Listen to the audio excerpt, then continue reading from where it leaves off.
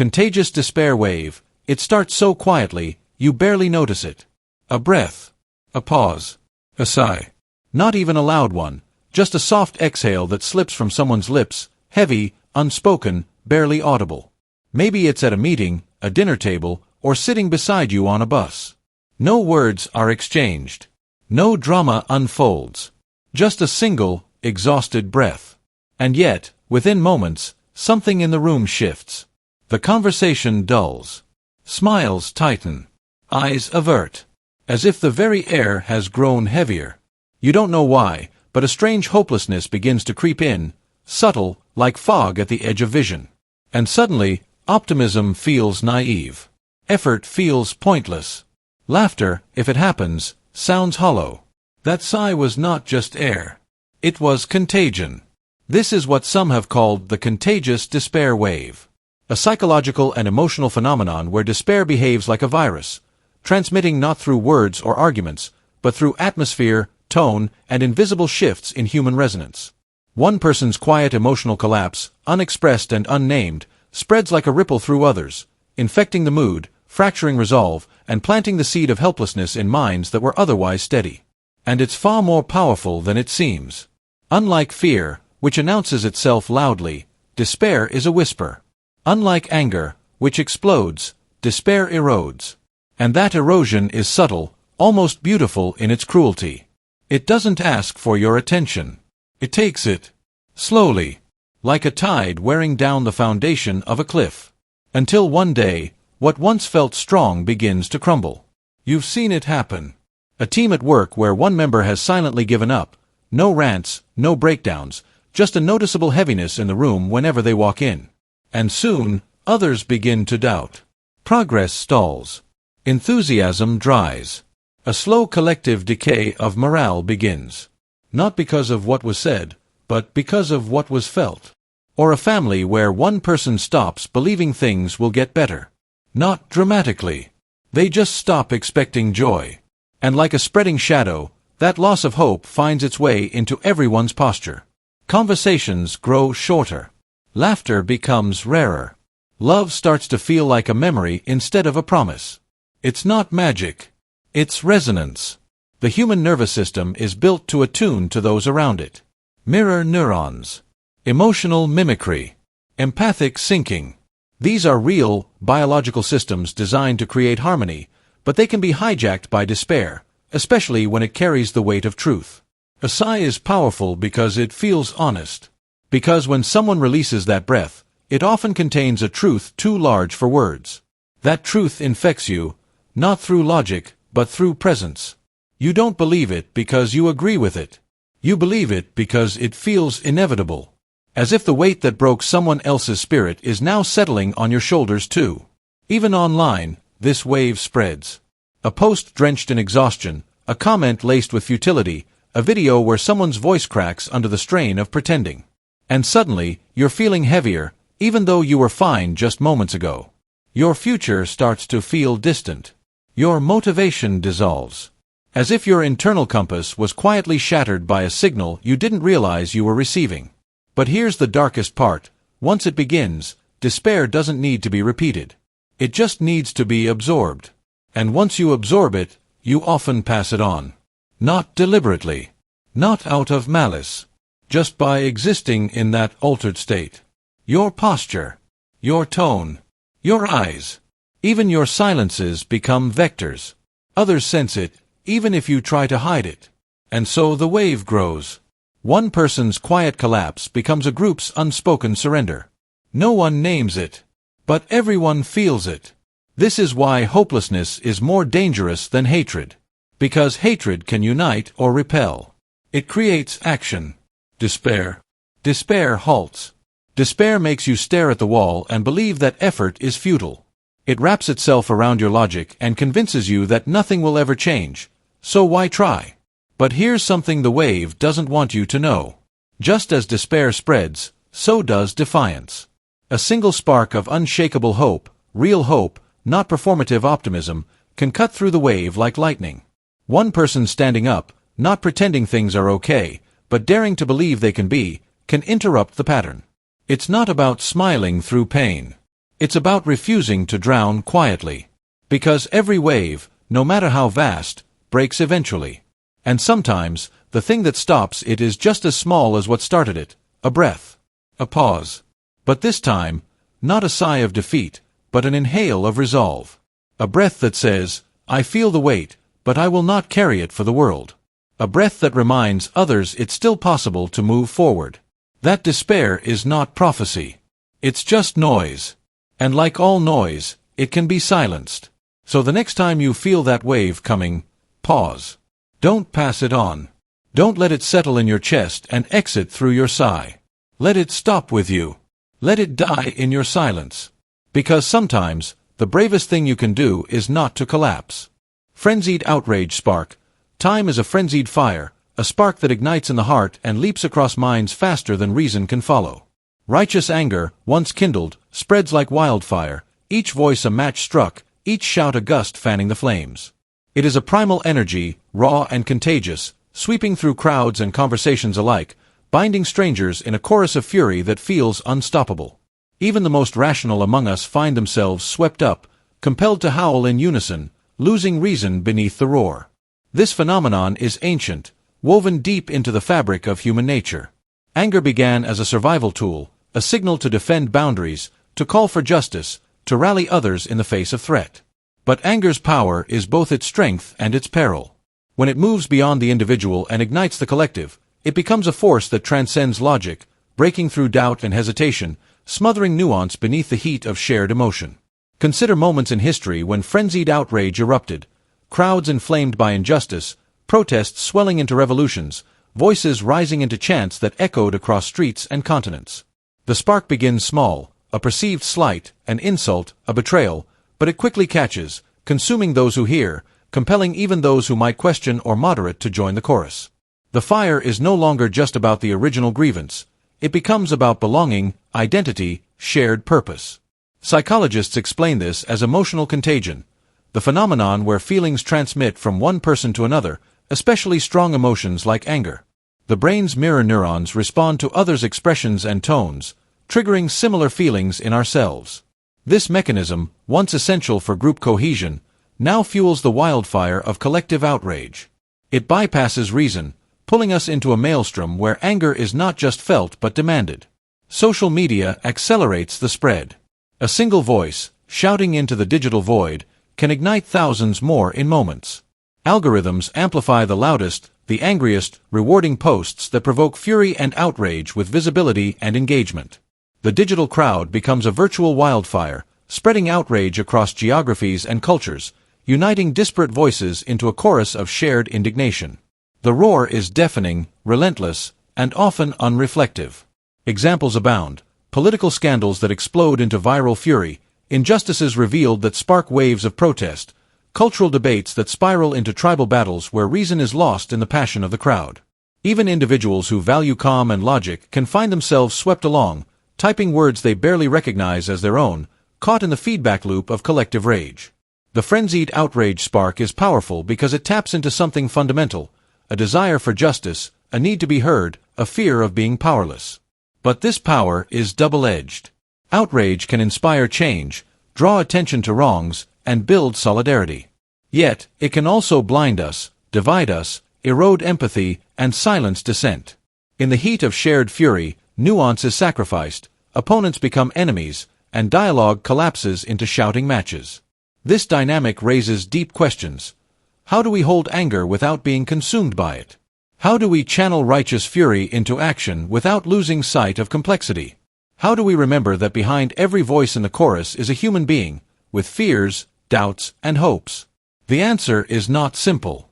It requires awareness, recognizing when outrage is genuine and when it is performative, when it is a call to justice and when it is a tool of division. It calls for courage to pause amid the roar, to listen beyond the fury, to seek understanding where others see only enemies. The frenzied outrage spark is a testament to the power of emotion and the fragility of reason.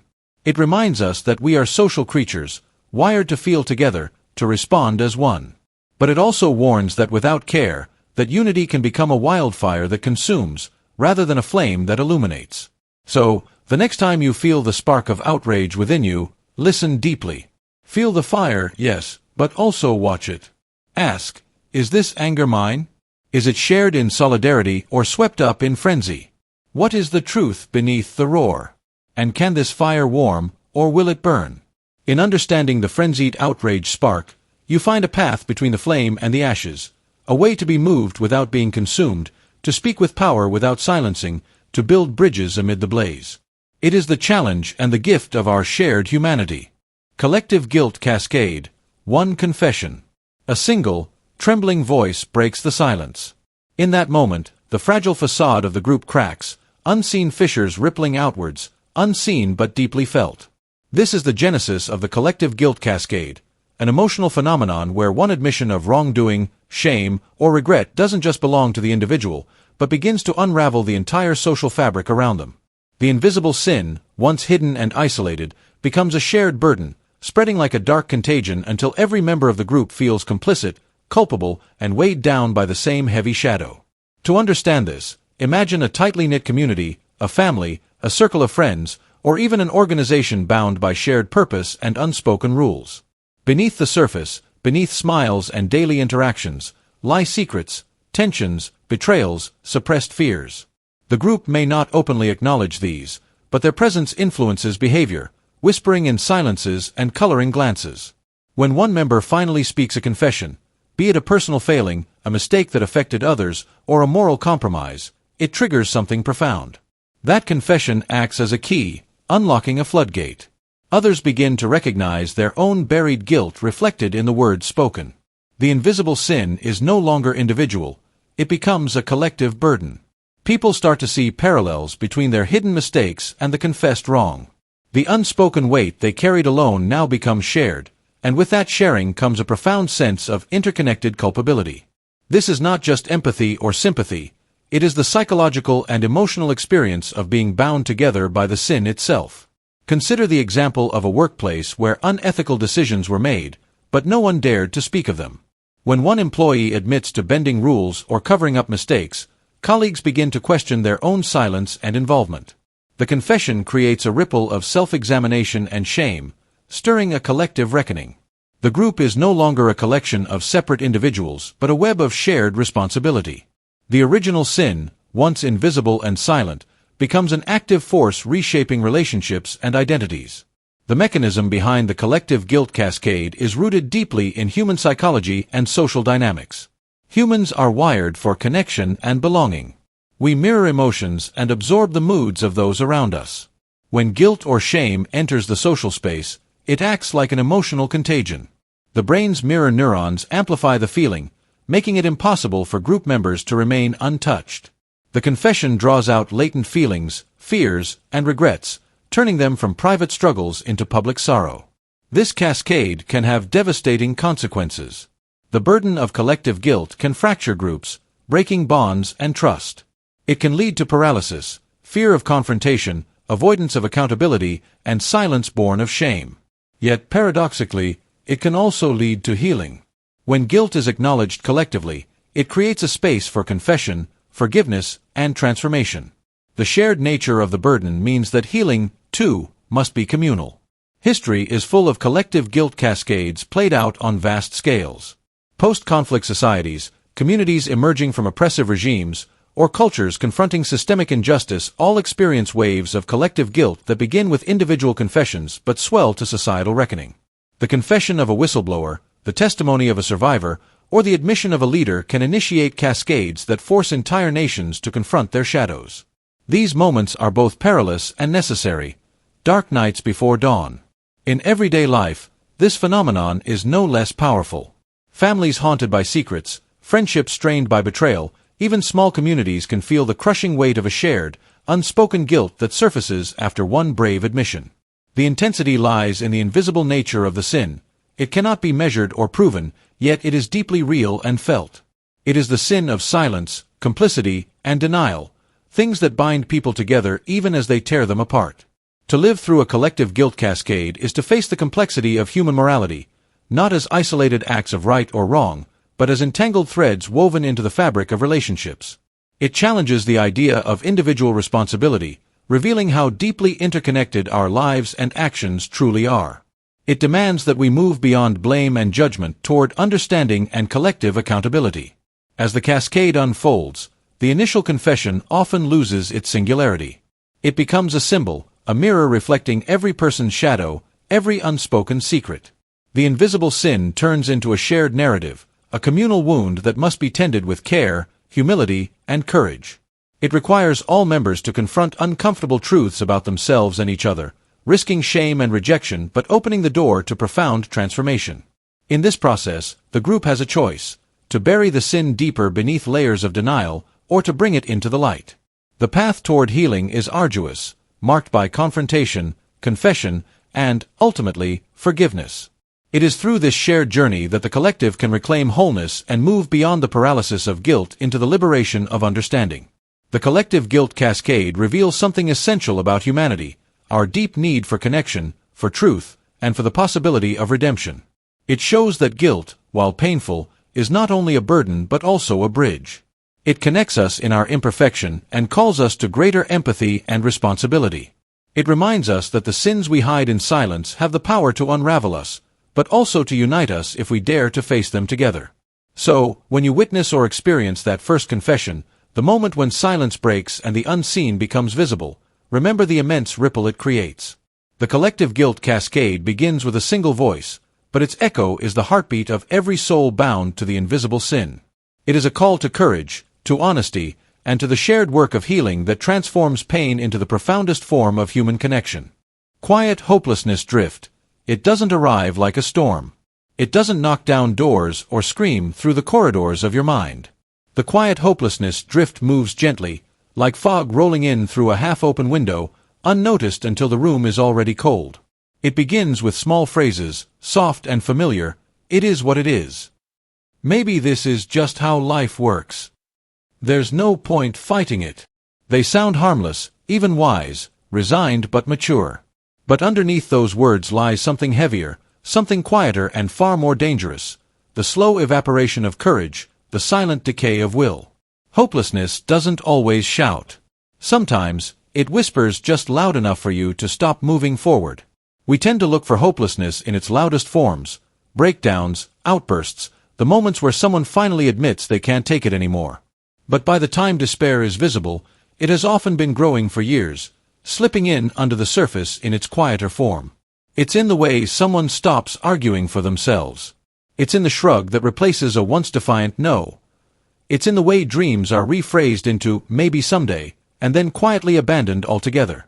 This drift is so subtle because it disguises itself as acceptance. You stop expecting change, not because you've made peace, but because something inside you has gone still. You mistake numbness for calm, fatigue for wisdom, detachment for enlightenment. You tell yourself you're fine. You tell others you're fine. And you start to believe it, not because you feel well, but because you've forgotten what feeling alive used to mean. That's the cruelty of the quiet hopelessness drift. It doesn't just take your hope. It steals the memory of what hope once felt like. Consider the person who stays in a job they hate, not because they need the money, but because they've stopped believing anything better is possible. They no longer imagine a future where they feel useful or inspired. They still show up. They still smile. But inside, something vital has gone silent. Or the relationship that has lost its spark, not through betrayal or violence, but through years of quiet withdrawal. They no longer fight. No one slams doors. But that's not peace, it's vacancy. A surrender no one declared, only felt. This emotional erosion doesn't happen all at once. It moves in phases. First, disappointment. Then delay. Then a subtle shift in vocabulary. Words like dream, change, try, are replaced with cope, endure, accept. These aren't bad words. They can be mature and necessary. But when they're all that's left, they form a soft cage. You don't rage against it. You simply forget there was ever a door. And that's why it's so hard to notice, either in yourself or in someone else. Because they haven't quit. They haven't collapsed.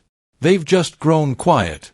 You might still see them smiling, replying to messages, getting through the day. But the lights are dimmer now. Not because life broke them, but because they stopped believing that light was worth chasing. The most tragic part: They often don't even realize what's happening. They just feel tired. Always tired. Not from effort, but from the weight of suppressed longing. Sometimes, this drift comes from years of disappointment. 1,000 little betrayals by life that taught them it's safer not to expect too much. Other times, it's a protective reflex, a survival strategy to avoid another fall. The mind whispers, if you don't hope, you can't be hurt. And that sounds smart, even comforting. But what it really means is, if you stop reaching, you won't rise. And without reaching, what's left? Hopelessness in its quiet form is far more dangerous than the loud kind. Because it doesn't trigger alarm bells. It doesn't look like a crisis. It looks like routine. It looks like someone who used to dream big now just getting through the week. It looks like someone slowly fading into the background of their own life. And we don't notice. Because we're all taught to look for breakdowns, not slow dissolves. There is a way back. But it begins not with grand inspiration, not with motivation or goals, but with honesty. A willingness to ask the hard question, when did I stop hoping? And harder still, what was I hoping for before I gave up? That question is painful, because it forces you to confront the part of yourself you buried under pragmatism and self-protection. It asks you to mourn the version of you that once reached for something impossible, and to maybe reach again. The return from quiet hopelessness doesn't come with a lightning bolt. It starts with tiny defiant acts. Saying no when you've been silently enduring. Saying yes to something even though it scares you. Admitting that you want more, not because you're ungrateful, but because you're still alive. Choosing to believe, not because the evidence supports it, but because the alternative is a slow internal death. Hope, after all, isn't logical. It's rebellious. It defies the facts and chooses meaning anyway. If this is you, if you feel the drift, the quiet flattening of your days, the dull ache where joy used to live, know this, you are not broken. You are not lazy. You are not weak. You are simply tired of carrying hope alone. And that's okay. But don't let the stillness convince you that you're done.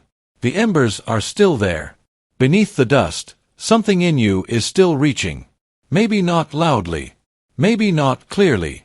But reaching all the same.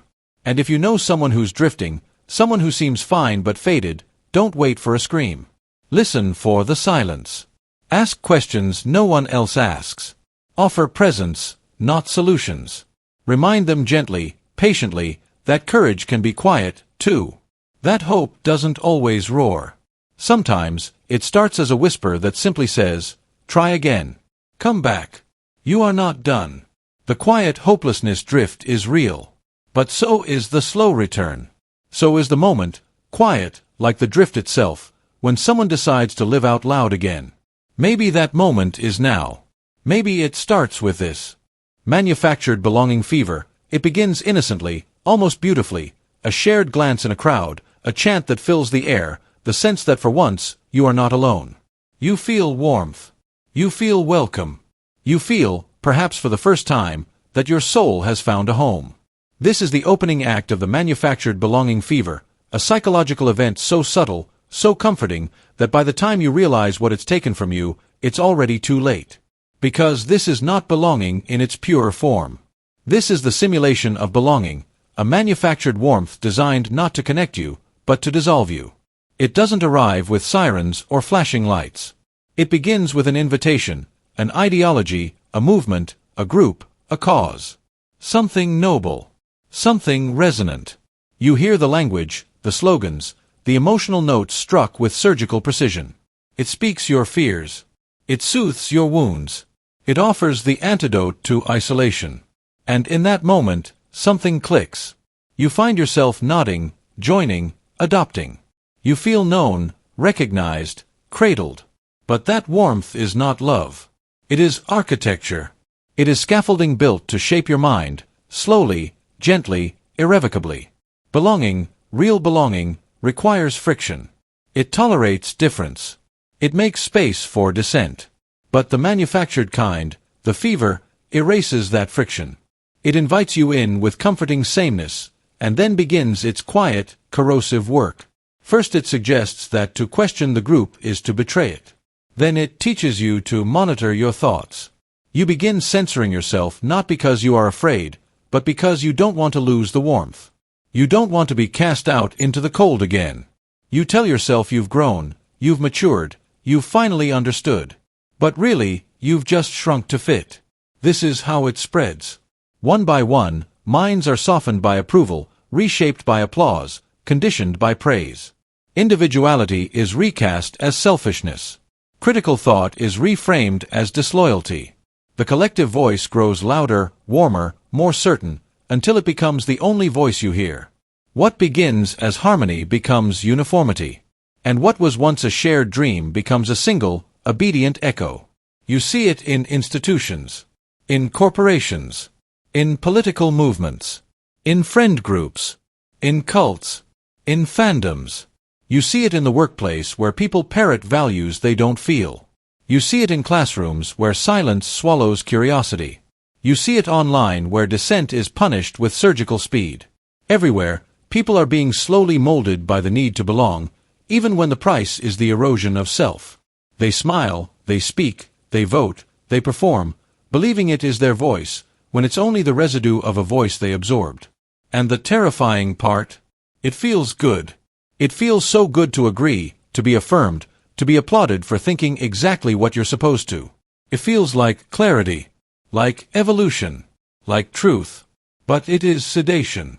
It is emotional anesthesia disguised as enlightenment. You are being emptied, not violently, not with force, but with your own willing surrender. This is how the fever hides. It does not come with fear or pressure. It comes with relief. The relief of not having to think too hard, of not standing alone, of not risking rejection.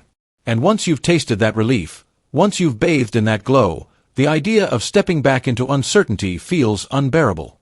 So you lean in. You repeat the mantras. You simplify your thoughts. You conform not because you are weak, but because the warmth feels like truth. And slowly, the edges of yourself begin to dissolve. You become less of a person and more of a node, amplifying messages, echoing values, absorbing group mood without question. The lines between you and the collective blur, and in that blurring, the fever becomes permanent. You are still alive, still functioning, but you are not entirely your own anymore. Ask yourself, when was the last time you believed something inconvenient, something that put you at odds with those around you? When was the last time you risked saying something that disrupted the warmth? If you can't remember, the fever may already be working. It doesn't scream. It doesn't burn. It whispers. It hugs. It holds you close and says, "You belong." And in that comfort, it slowly erases the sharpness of your individuality, the texture of your doubts, the architecture of your mind. Until all that remains is the group, the warm, unquestioning, endlessly affirming group, sounding not like many voices, but like one. So if you feel it, if you feel too at home, too in sync, too frictionless, step back. Ask questions, especially the uncomfortable ones. Test the warmth for pressure. Does it welcome complexity? Or does it punish nuance? Does it hold you or absorb you? And most of all, does it let you walk away? Because if it doesn't, it was never belonging. It was the fever. And by the time you know it, your voice may already be one of the echoes, speaking not from yourself, but from the silence where your true self used to be. Reactive contempt pulse. It doesn't start with shouting. It doesn't start with cruelty. It starts with a glance. A half-second twitch of the mouth. A raised eyebrow. A silent scoff hidden behind the eyes. You barely notice it, but something inside you tightens. You don't know why. You just feel less valuable, less seen, less human. This is how it begins, the reactive contempt pulse. A flash of scorn that moves faster than words, faster than thought. A fleeting signal from one nervous system to another that says, "You are beneath me." It may last no longer than a blink, but its damage echoes. It lingers, infects, and soon it begins to spread, not just outward, but inward. Contempt is not rage. Rage can burn hot and then cool. Contempt corrodes. It's the emotion of superiority twisted into silence. It leaks through glances and tone, through dismissive laughs and weaponized indifference. It is the micro-expression that poisons entire relationships. And when it becomes reactive, when it's triggered not by intent, but by habit, it becomes a pulse. A reflex. A circuit that repeats. You walk into a room where no one says anything cruel, but you feel it in the air. The judgment. The unspoken dismissal. You start speaking more carefully. You downplay yourself. And worst of all, you start scanning the faces of others not with curiosity, but with defense. Because you've already braced for rejection. That's how the pulse works. It's not always dramatic. It can exist in small, everyday moments. A teacher who responds to a student's answer with a smirk. A coworker who glances at your idea and then immediately looks away. A parent who says, "Fine," in a tone that feels like a slap. No explanation. No feedback. Just scorn. Instant. Electric. Invisible to outsiders, but unmistakable to the one who receives it. And once you've felt it enough times, something shifts. You start to anticipate it. You expect that contempt before it even arrives. So you lower your standards. You speak less. You offer fewer ideas. You stop asking questions. Because subconsciously, you've absorbed the belief that you are not worthy of respect. That's the tragedy of this pulse. It contaminates perception. Not just how others see you, but how you see the world, and eventually, how you see yourself. Soon, you begin to mirror it. The same way you once flinched from contempt, now you begin to broadcast it. Not to be cruel, but to protect yourself. You roll your eyes before anyone else can. You laugh at sincerity. You criticize before you can be criticized. Because if everything is beneath you, then no one can push you below them. But in doing so, you reinforce the very signal that once wounded you. The pulse grows. It spreads across communities, workplaces, families. Every time someone reacts to vulnerability with scorn, the circuit completes again. A child shows excitement. Someone says, "Don't be stupid." A person opens up. Someone rolls their eyes. Again, again, again. And slowly, sincerity dies. Nothing is safe. Vulnerability becomes weakness. Optimism becomes naivete. Compassion becomes cringe. And the worst part, the more you give in to it, the more you begin to turn that scorn inward. You look at your own reflection and feel a flicker of disgust. Not because of your face, but because of what you associate it with. The failures. The embarrassments. The moments you were belittled and didn't fight back. You begin to despise the part of you that still believes in trying. Because trying feels foolish in a world where everything invites mockery. That is the final stage of the reactive contempt pulse, self-contempt. And when that happens, healing becomes hard. Because every attempt to rise feels embarrassing. Every act of care feels pathetic. You see others trying, and instead of admiration, you feel second-hand shame for them. Not because they are weak, but because they remind you of the part of you that once hoped.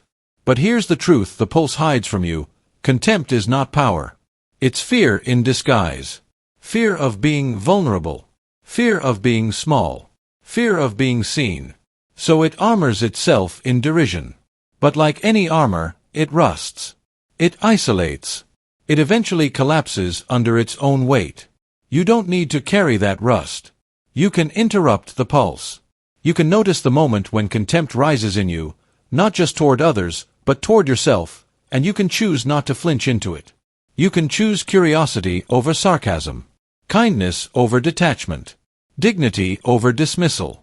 And it won't be easy, because the world has trained you to believe that the only way to be strong is to be unkind. That if you care too much, or feel too deeply, you become weak. But that's a lie whispered by fear and dressed up as wisdom. The real strength is in choosing respect where mockery is expected. In meeting scorn with stillness. In seeing value in others when everyone else has stopped looking. So when the next glance comes, the next smirk, the next silent sneer, you don't have to absorb it. You don't have to let it define you. And you don't have to pass it on. Because contempt may move fast, but it's not inevitable. And the moment you choose not to echo it, the pulse ends. Whispered dread echo, there is a quiet darkness that seeps not through storms or shouts, but through whispers, soft, fragile, yet deadly in their persistence. A hushed rumor begins, settling like dust on the edges of your mind, unnoticed at first. It drifts in through conversations, half-heard phrases, the subtle shift of tone in a crowded room. This is the whispered dread echo, a slow, creeping fear that infects thought, that twists hope into suspicion, until even the brightest hearts imagine disaster lurking behind every door. At first, the rumor seems harmless, a shadow of doubt, a flicker of unease. You brush it away, telling yourself it is just talk, that people exaggerate, that tomorrow will bring light. But the whisper grows, feeding on silence, multiplying in the spaces between certainty and skepticism. It burrows deep into your thoughts, coloring the lens through which you view the world. The future once held promise, now it trembles with uncertainty. Possibility shrinks as fear expands. This echo spreads like pollen on the wind, invisible yet pervasive. It travels from mind to mind, carried by glance and gesture, by social media threads and whispered conversations in dark corners. Rational arguments falter against its weight. Hopeful visions flicker and fade in its presence. The whispered dread makes even the strongest question, what if disaster is closer than we think? What if the next step is a fall? What if safety is a fragile illusion? Psychologists understand this as a form of cognitive contagion, where fear feeds on itself, grows stronger in community, and becomes a self-fulfilling prophecy. Once seated, whispered dread is hard to uproot. It reshapes narratives, twists facts, and binds communities in a shared anxiety that is both real and imagined. The echo resonates in headlines, in conversations, in dreams, turning hope into a brittle thing, cracking under the weight of unseen fears. You may notice its effect in yourself and others, a reluctance to trust, a hesitation to plan, a suspicion of strangers and friends alike. Decisions become clouded by what might go wrong rather than what could go right. Optimism becomes cautious, then scarce. The mind fences itself in, scanning for threats, imagining dangers that were never there. The world becomes a place of waiting, braced for impact that may never come. The whispered dread echo teaches a profound lesson about human nature and society. It shows how fragile hope is, how easily it can be shadowed by fear, and how important it is to recognize when whispers are just that, noise without substance. It reminds us to seek light even in quiet corners, to question the shadows, to hold on to possibility amid the murmurs. So when you feel the slow creep of unease, the seed of whispered dread taking root, listen carefully. Ask where the rumor began, what truths it hides, and what fears it reveals about your own heart. Remember that the echo is not the end, but a call, to be brave, to be clear-eyed, to be the light that breaks the silence and scatters the dust. For in facing the whispered dread, you reclaim hope, not by denying fear, but by holding it gently, by letting courage rise softly, like dawn through the shadows. And in that quiet courage, the echo fades, leaving room again for dreams, for trust, for the promise of what lies beyond every door.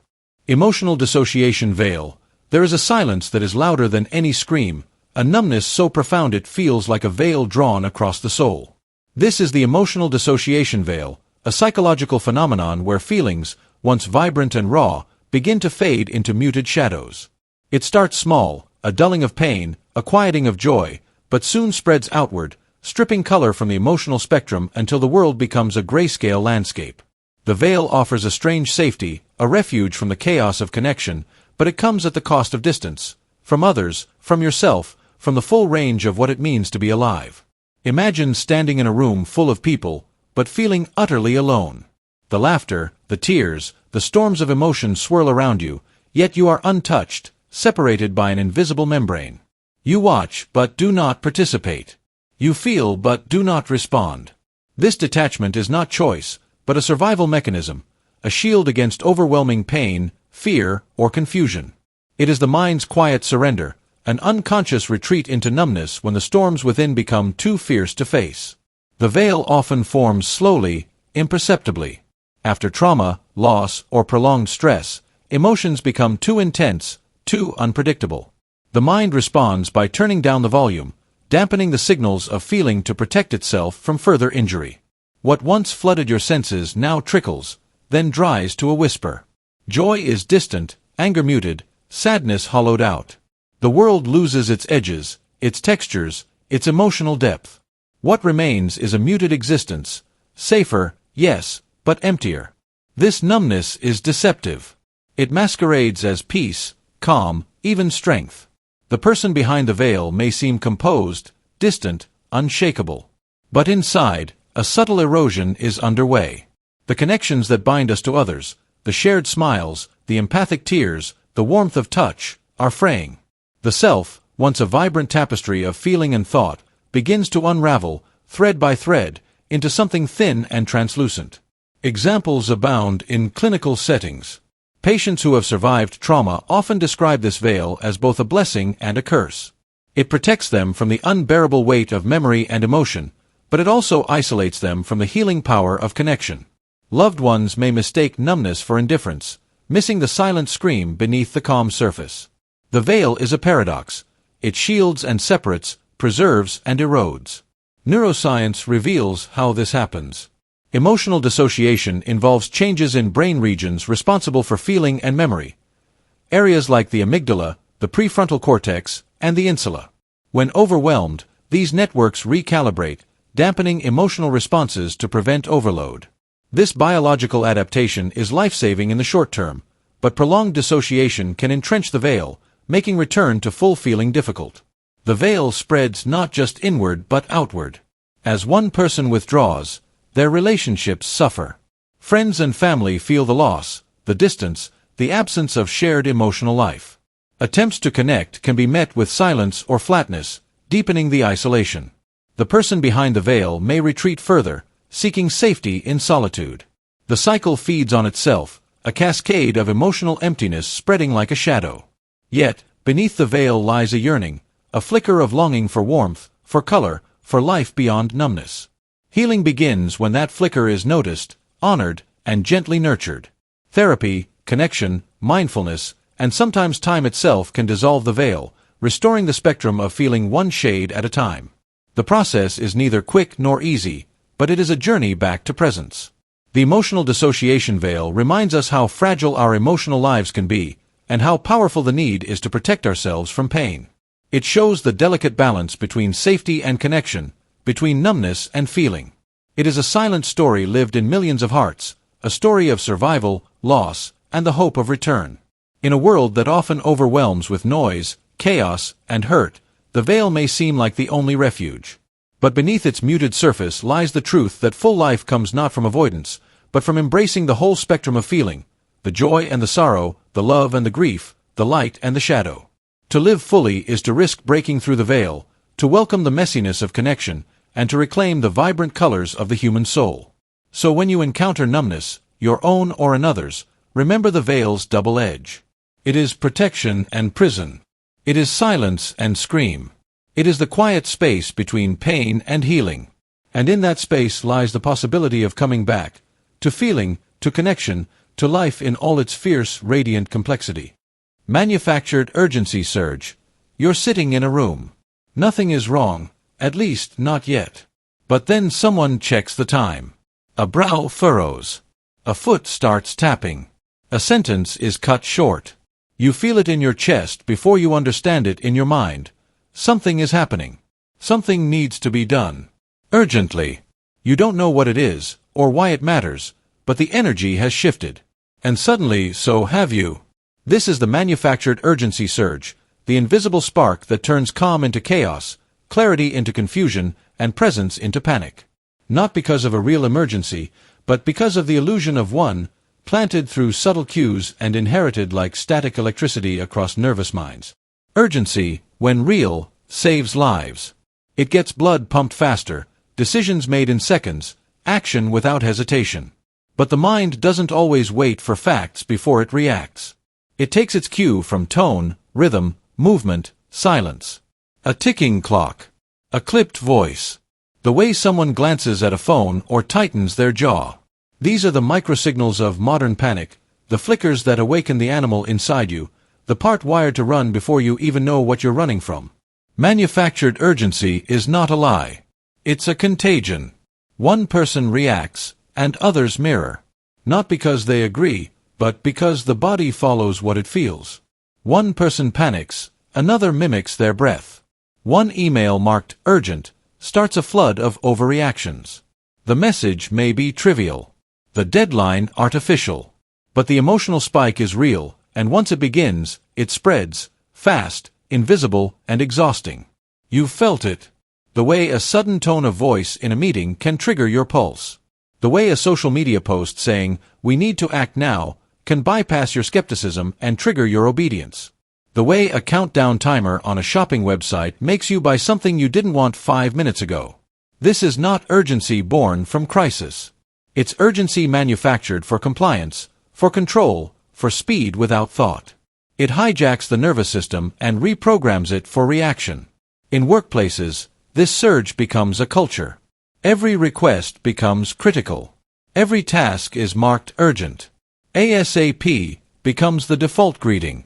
And before long, no one can tell the difference between what's important and what's just loud. The result is chronic cortisol, permanent shallow breathing, a collective sprint that leads nowhere. The work doesn't get better. It just gets faster and more fragile. In relationships, urgency becomes emotional manipulation. We need to talk now. If you don't answer me immediately, I'll assume the worst. The panic is rarely about the moment. It's about control, using pressure to push for resolution before understanding. Manufactured urgency shortcuts conversation. It replaces reflection with reaction. It forces decisions, not discoveries. Politically, it becomes a weapon. Act now before it's too late. Don't think, just act.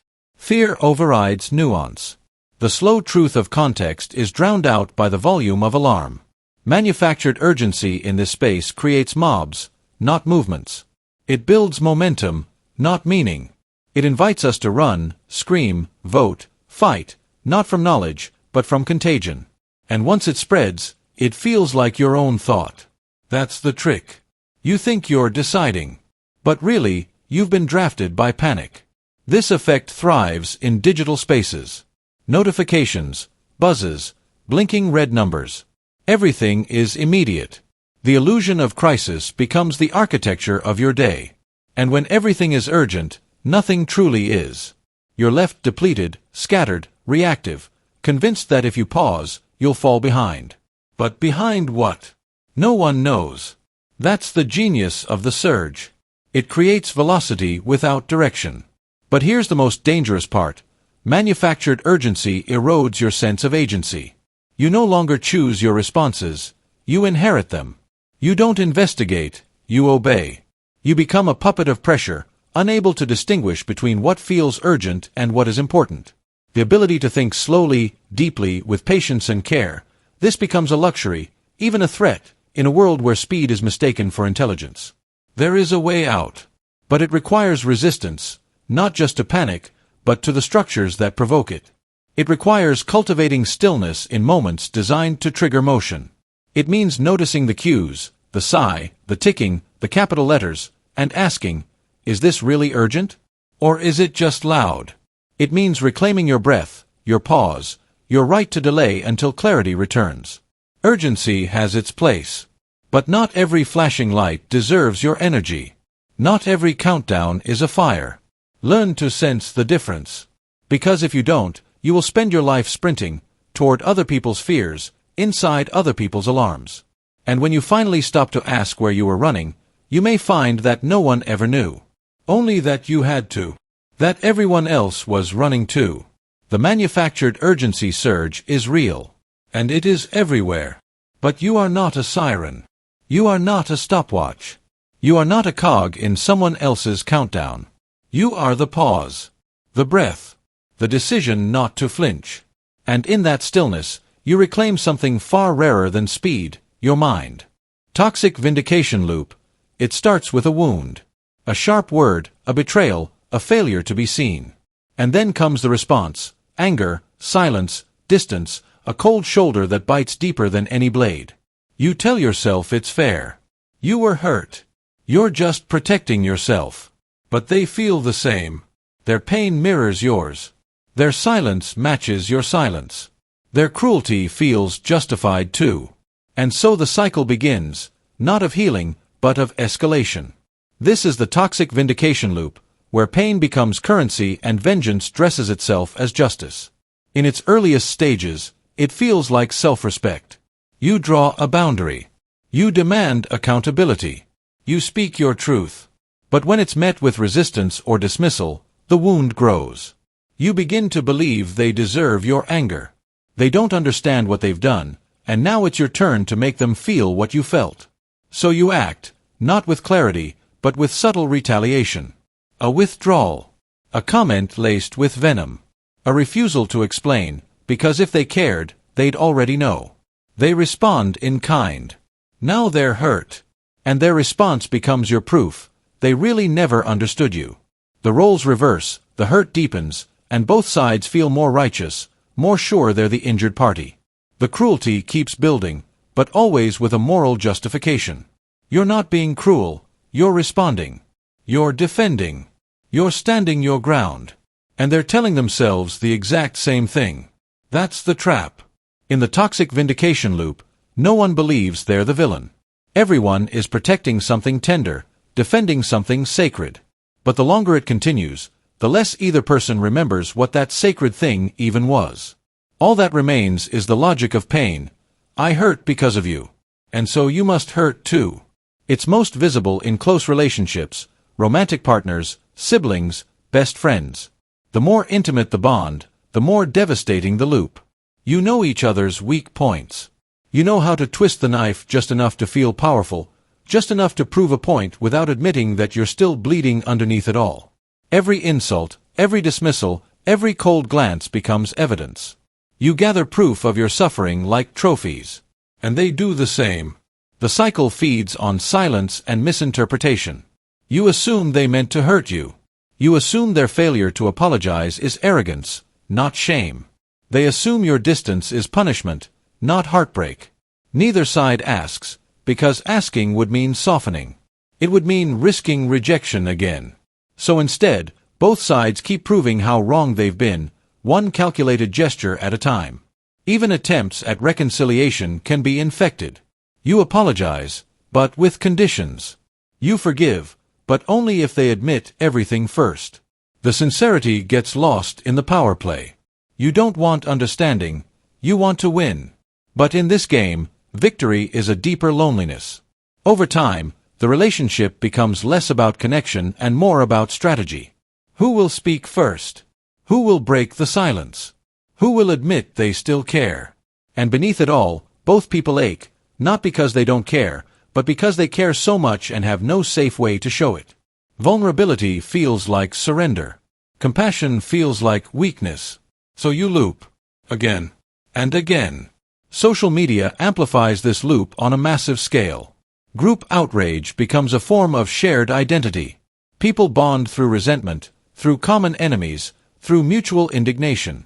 It feels empowering. But often, it's just another loop, justification feeding cruelty, cruelty reinforcing justification, until even empathy becomes suspicious, even nuance feels like betrayal. So how do you break it? Not by waiting. Not by hoping the other person sees the light. You break it by interrupting the rhythm. By choosing vulnerability over victory. By risking kindness before it's guaranteed to be received. It means apologizing without expecting an apology in return. It means asking, what did you need from me that I didn't give? Even if your own needs were never met. It hurts. It's terrifying. And it works only sometimes. But even when it doesn't, something shifts. You reclaim your integrity. You step out of the loop. You stop feeding the machine that turns people into mirrors of each other's pain. Because the truth is, the longer the loop goes, the less of you remains. Your identity becomes the conflict. Your righteousness replaces yourself. And the tragedy is this: no one wins. The pain just passes back and forth, burning hotter each time, until it consumes the very thing it was trying to protect. So the next time you feel justified in your cruelty, ask yourself, are you healing or looping? Are you defending love or punishing with pain? Are you seeking understanding or just a sharper blade? Because in the end, the only real escape is compassion. Not the kind that excuses everything, but the kind that remembers why you cared in the first place. That small flicker of memory, buried under layers of hurt, is still there. Waiting. Wanting to speak. Wanting to break the loop. Nostalgic melancholy thread. It starts with a single memory. Or at least, what feels like a memory.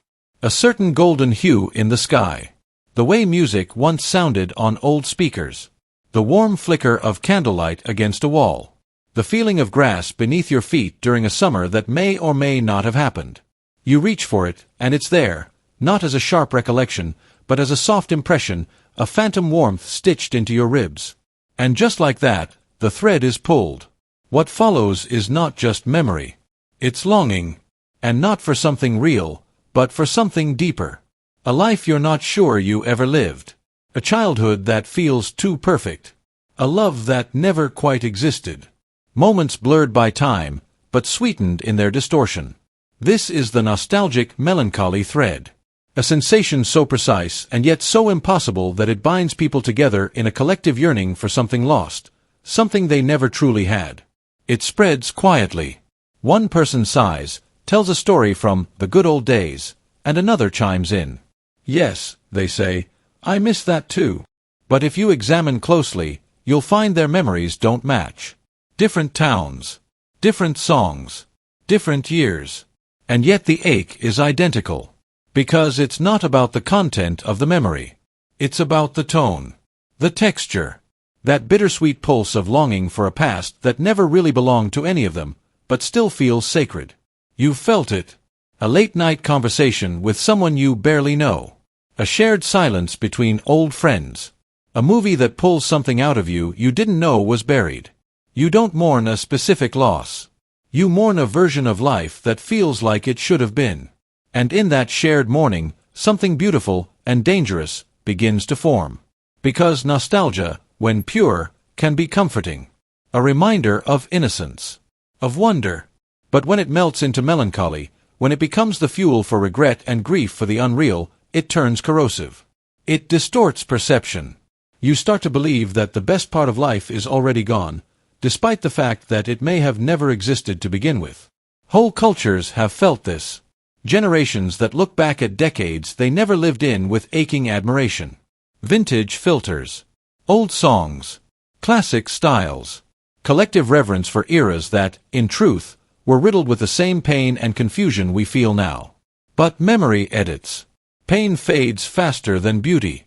And what's left behind is a highlight reel of imagined perfection. The thread thickens when you speak it aloud. One sentence, things used to feel more real back then, is enough to open the gate. Heads nod. Eyes glaze.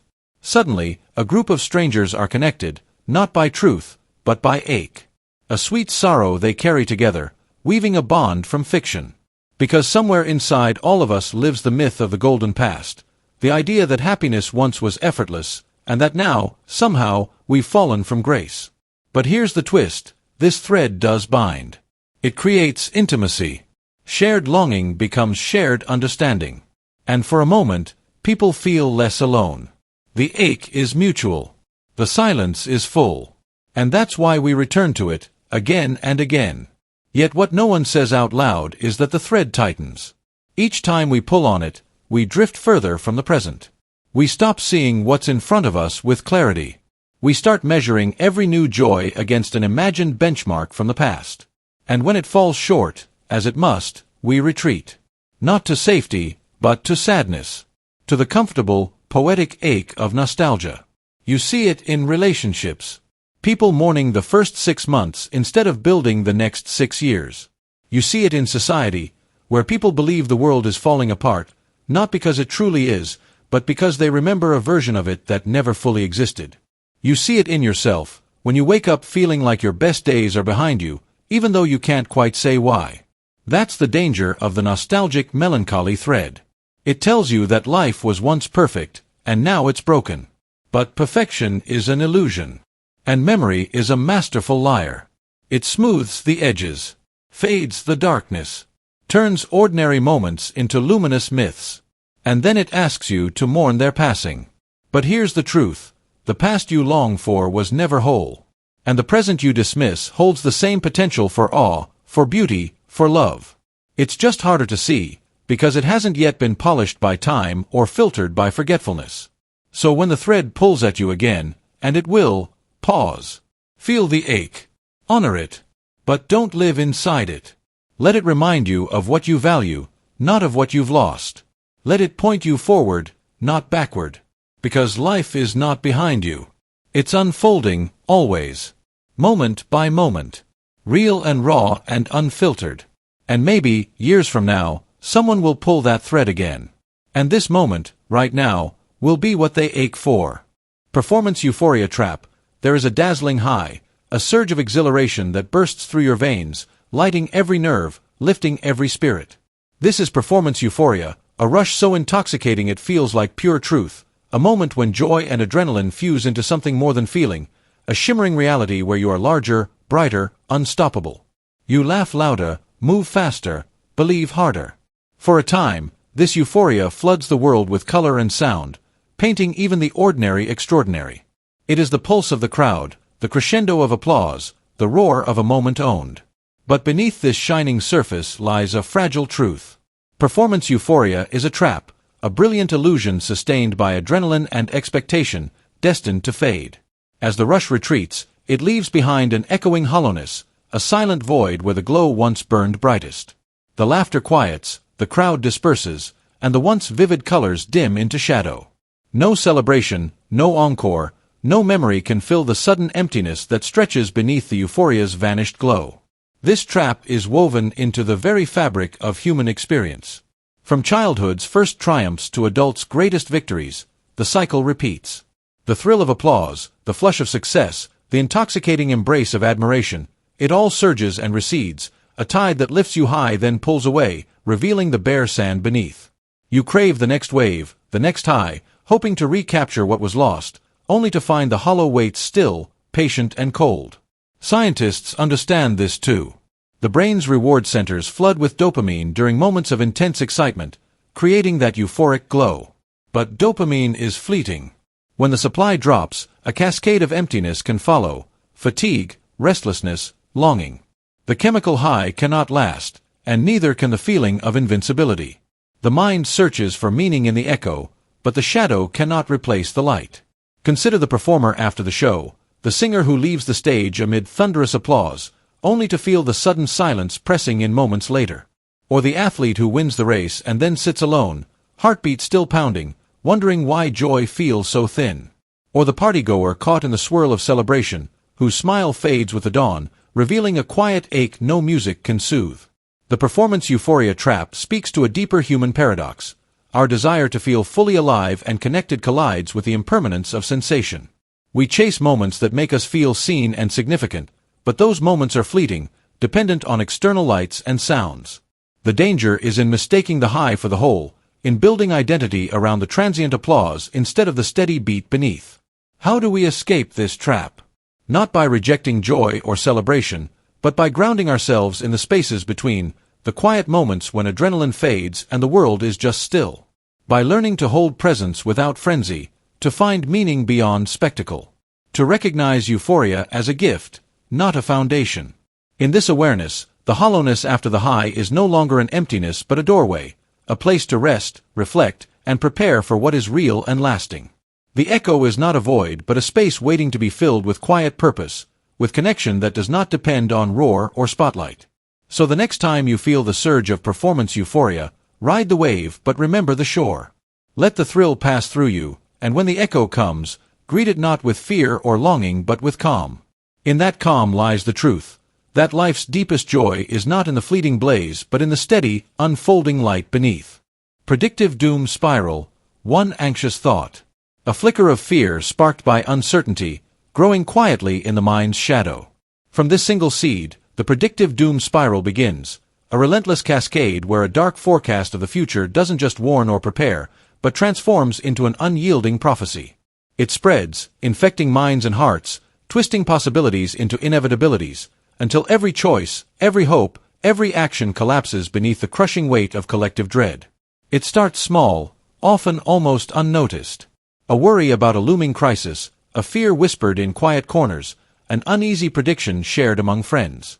Alone, such fears might remain just that, fleeting thoughts, temporary clouds. But humans are social creatures, and fear is contagious. When these anxious forecasts find fertile ground in communities, organizations, or entire societies, they begin to echo and amplify.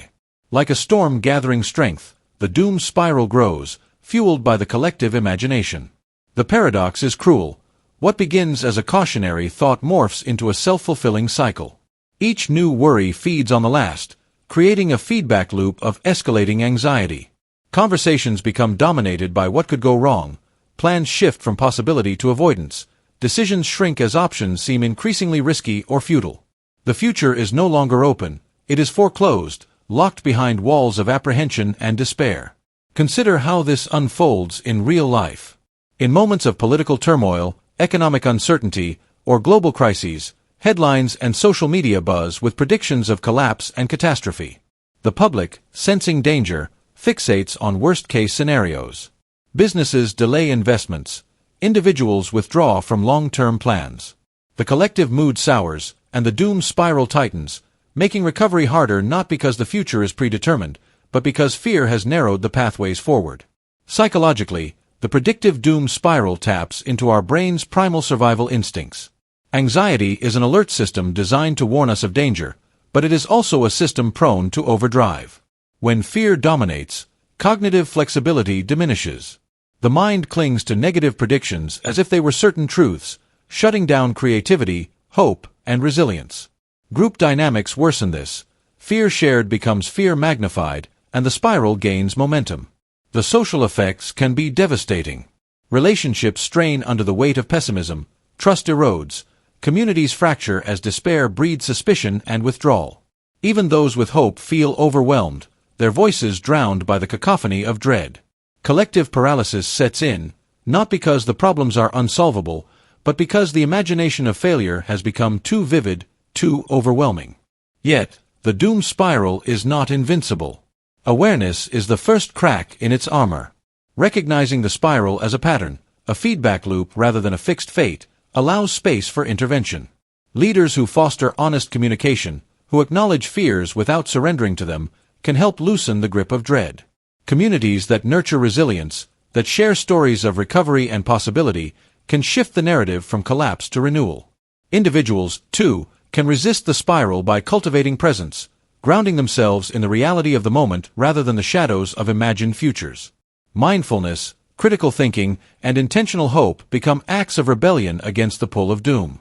Every small choice to act, to connect, to believe in better outcomes is a step away from collapse. The predictive doom spiral reminds us of the fragile power of prophecy, not as a mystical foretelling, but as a pattern born from fear and imagination. It is a mirror showing how the futures we dread can become the realities we live, not by inevitability, but by surrender. It challenges us to break the cycle, to reclaim the future as a space of possibility, not prison. In the end, the spiral teaches a vital truth. The weight of collective dread is not destiny. It is a force that can be acknowledged, understood, and transformed. The choices that seem crushed beneath its burden can be lifted by courage, clarity, and connection. And when enough of us choose to resist, the doom spiral unwinds, opening the path to futures still unwritten, still full of light. So, when the shadow of prediction looms large, remember the power of that first anxious thought, not as fate, but as a call to awareness. To speak, to listen, to act with intention. To believe that even in the darkest forecast, the future can still be changed. Mirror regret syndrome. You weren't the one who made the mistake. You didn't live that life, make that choice, say those words. But as you sit across from someone unraveling, someone crying over their past like it's a wound that never scabbed, something in you starts to echo. Their pain becomes familiar. Their regret starts whispering inside you like it was always yours, just waiting to be remembered. You begin to feel responsible for things you never did, sad for stories that never belonged to you. This is mirror regret syndrome, a psychological contagion where witnessing someone else's remorse seeps into your bones, infecting you with second-hand sorrow, painting your memories with borrowed guilt, until you can't tell which regrets are real and which were adopted through empathy's silent osmosis. It happens quietly, like fog crawling in through the mind's open windows. You're watching someone reflect on a childhood they mishandled, a love they ruined, a life they misled, and suddenly you start wondering if you missed something, if you were cruel once, if there's a version of your life that you've been too proud or blind to regret. The mirror activates. Their sorrow becomes a projection surface, and your mind, built for imitation and empathy, fills in the blanks. The reflection sharpens, and soon, It feels like your own shadow you're staring at. The brain doesn't differentiate well between observed emotion and personal emotion. Neuroscience shows that mirror neurons, the systems in your mind designed for empathy, can't help but internalize what they see. When someone flinches, you feel the jolt. When someone mourns, your body softens. But mirror regret goes further than just emotional resonance. It manipulates memory. It rewrites narrative. You begin to reinterpret your past through the lens of someone else's remorse. Did I hurt someone I didn't notice? Was I selfish without realizing it? Could I have done more, even if it wasn't expected of me? This phenomenon is especially potent in close relationships. A partner confesses guilt over not being emotionally present, and you begin combing through your own history for overlooked absences. A parent finally reveals shame about how they raised you, and suddenly, your own parenting feels inadequate, your small choices feel enormous. Even watching a character in a film break down over a missed opportunity can stir something ancient in you. You might say, that reminded me of something, but sometimes what it really does is install a regret where none existed before. Mirror regret isn't false emotion. It's real sadness, real guilt, but not always tied to real events. It's the sensation of inheriting a wound. Not because you deserve it, but because you're wired to absorb emotion like water absorbs dye. It's a form of emotional mimicry that feels honest because it's so immediate, so convincing, so familiar. And once it roots itself inside you, it doesn't ask whether it belongs. It just grows. The danger lies in its subtlety. You start editing your life around these regrets. You become softer, quieter, more apologetic, not because you wronged anyone, but because you fear you might have. You offer forgiveness in places where no offense occurred. You distance yourself from pride, because somewhere, someone's regret taught you that certainty is dangerous. You confuse compassion with culpability. You become haunted by echoes, mistaking resonance for responsibility. And yet, there's something strangely beautiful about it too. Mirror regret is a sign that you're permeable, that your empathy is alive and strong. It means you're not detached from the emotional weight of others. But like any powerful force, it must be understood to be survived. Not every sorrow you feel is a sorrow you caused. Not every ache is a call to penance. Some are simply echoes passing through the chamber of your awareness, asking to be noticed, not claimed. You can honor someone's regret without making it your own. You can stand with someone in their darkness without letting it dim your sense of truth. This requires a kind of inner clarity, a slow, steady investigation into what you actually did, what you actually feel, what actually belongs to you. Memory is already pliable. Don't let someone else's sorrow carve shapes into it that were never there. The path out of mirror regret begins with a quiet separation, not coldness, not dismissal, but boundary. A reminder, that's their story. This is mine.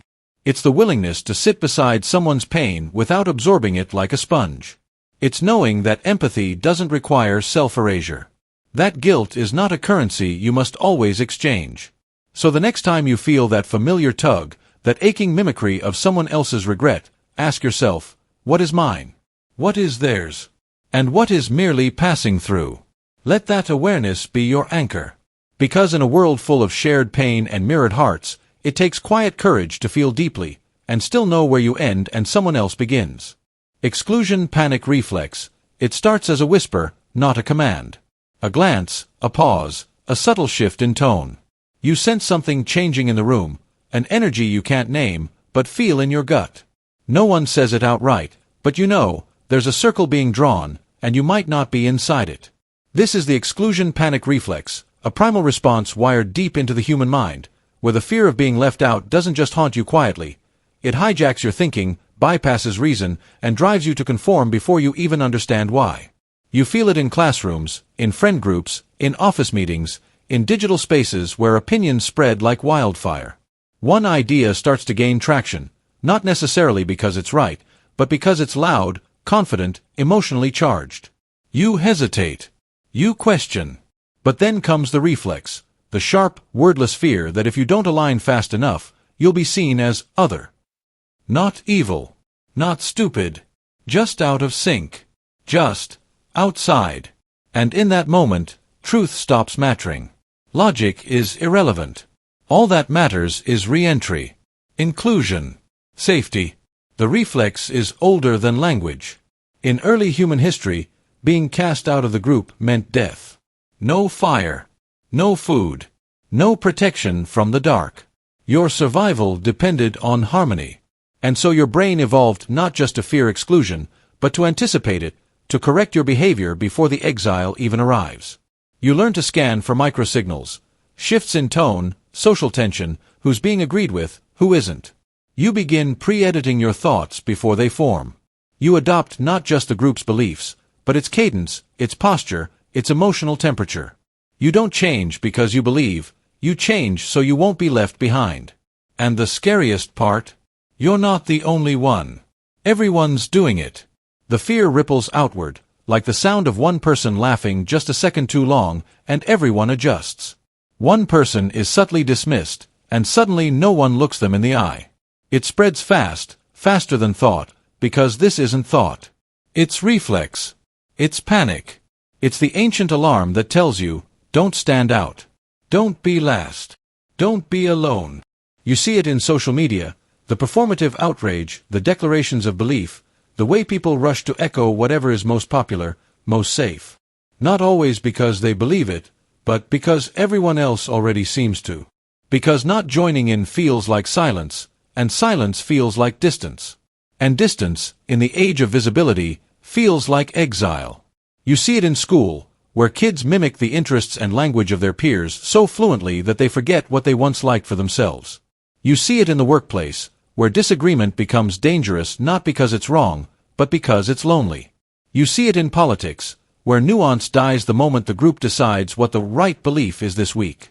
The panic creates a fog.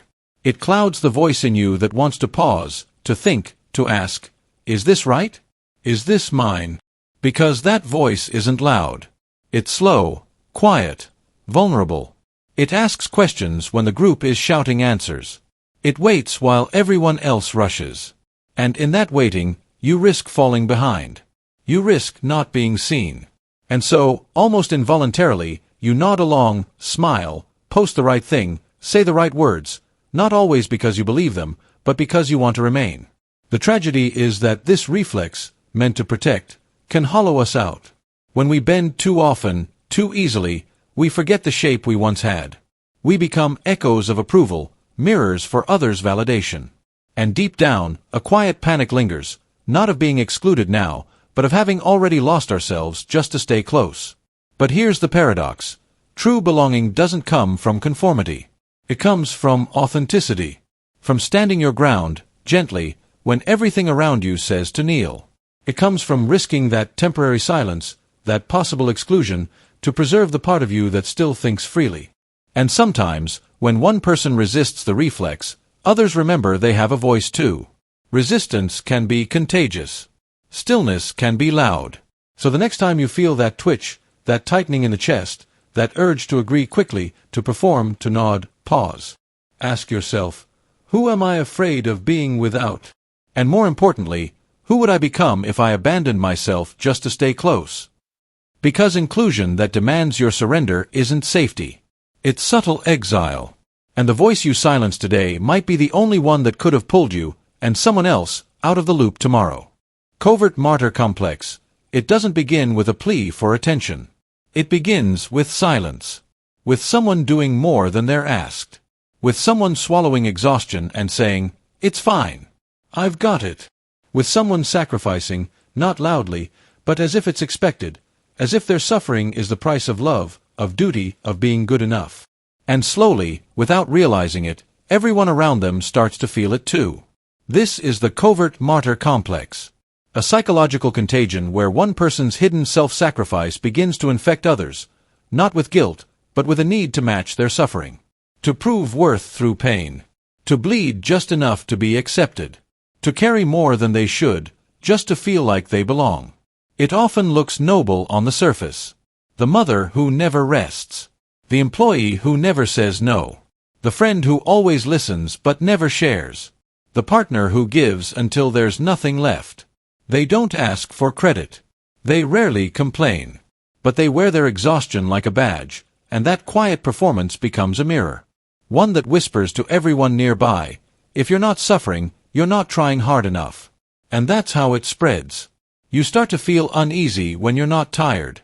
You hesitate before saying no, because someone else is always saying yes.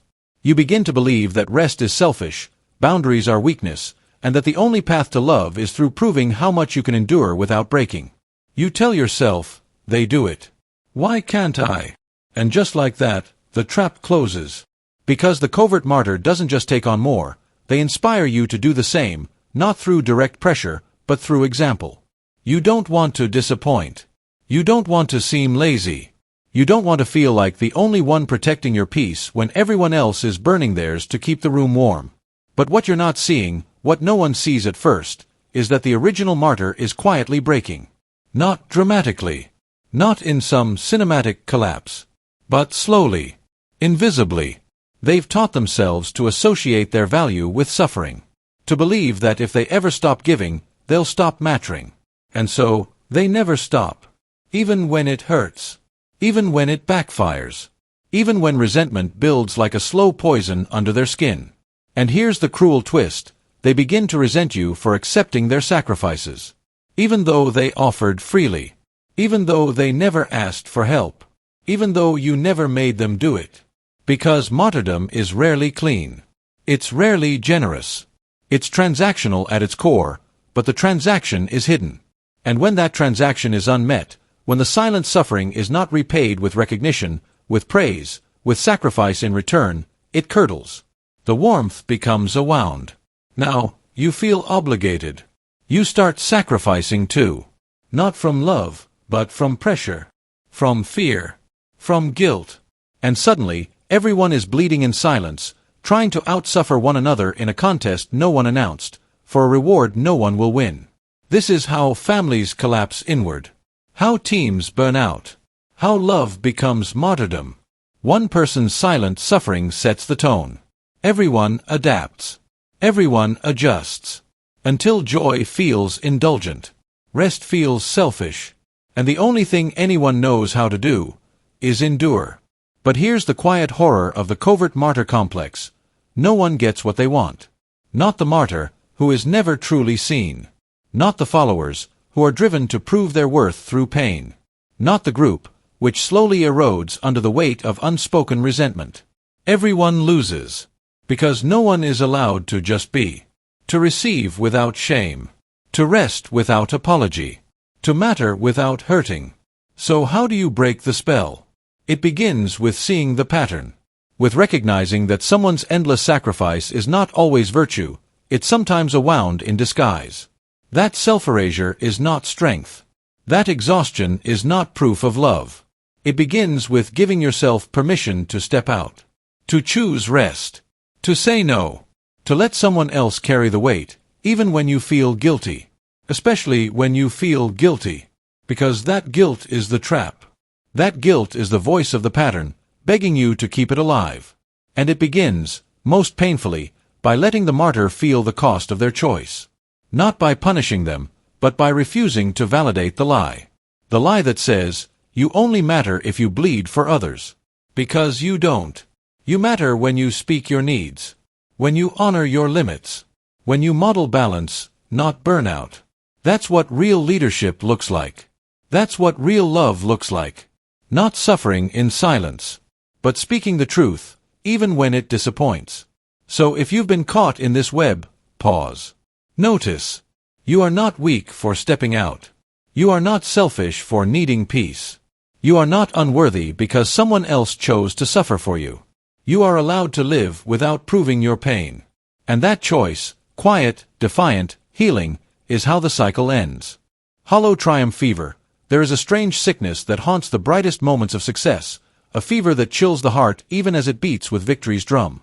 Hollow triumph fever is the silent thief in celebration's garb, turning what should be sweetness into a bitter draught. You stand on the peak, basking in applause, yet beneath the surface, envy coils and hidden disappointment seeps, staining every congratulation with shadows no spotlight can erase.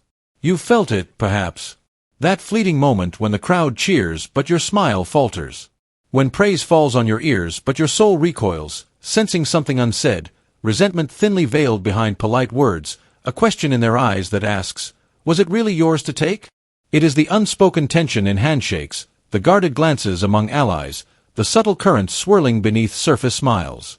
The triumph, though real, feels hollow, as if success has come at a cost you cannot name. This fever is born in the tangled web of human comparison and expectation. Success is rarely solitary. It unfolds amid the eyes of others whose own desires and frustrations reflect back at you. Envy is a natural shadow to victory, a jealous whisper that asks why they did not succeed, why the prize was yours. Disappointment is the ghost of unmet hopes, not just for yourself but for those who cheered you on, who wanted more, who felt left behind. The paradox deepens when you realize that these hidden emotions are not just around you, but inside you. Even in moments of triumph, self-doubt creeps in. Did you deserve this? Could it have been better? Are you betraying your own ideals by celebrating? The fever twists joy into guilt, making every cheer sound like a question, every smile a mask.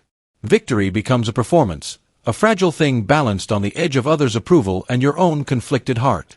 History is full of hollow triumphs, victories that reshaped nations but left leaders isolated and haunted, championships won that bred rivalries and fractured teams, awards accepted with gratitude but shadowed by whispers of unfairness or regret. The more public the success, the deeper the shadows can grow. The spotlight reveals the prize but also the cracks beneath. Psychologists recognize this as the complexity of social emotion. Triumph is not just personal, it is relational. It is woven into networks of expectation, competition, love, and resentment. When these currents run strong, even the sweetest victory carries a bitterness, a fever that chills the marrow. It teaches us that success is never simple, never pure. It is a mosaic of light and shadow, praise and envy, celebration and loss. Yet within the fever lies a lesson and a call. To heal hollow triumph is to recognize the whole landscape of success, to see not only the applause but the undercurrents. To hold space for the contradictions, pride and humility, joy and sadness, confidence and doubt. To celebrate wins without losing sight of the journey, the others, and the self beneath the crown. It means cultivating empathy, for those who cheer and those who envy, for yourself and your rivals.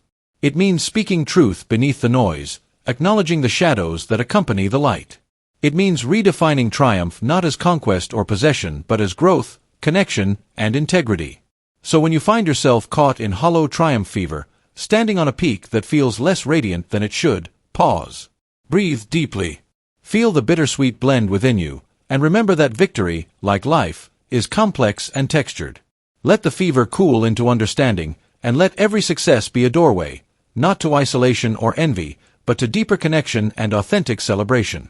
In embracing the fullness of triumph, you reclaim its true sweetness, a victory not just of achievement, but of being fully human, with all the light and shadow that entails. Sympathy hunger swarm, one desperate need. A flicker of vulnerability sent out into the world, trembling like a flame in the dark. This is the beginning of the sympathy hunger swarm, a powerful, invisible force where neediness radiates like heat, drawing pity and attention from those around it.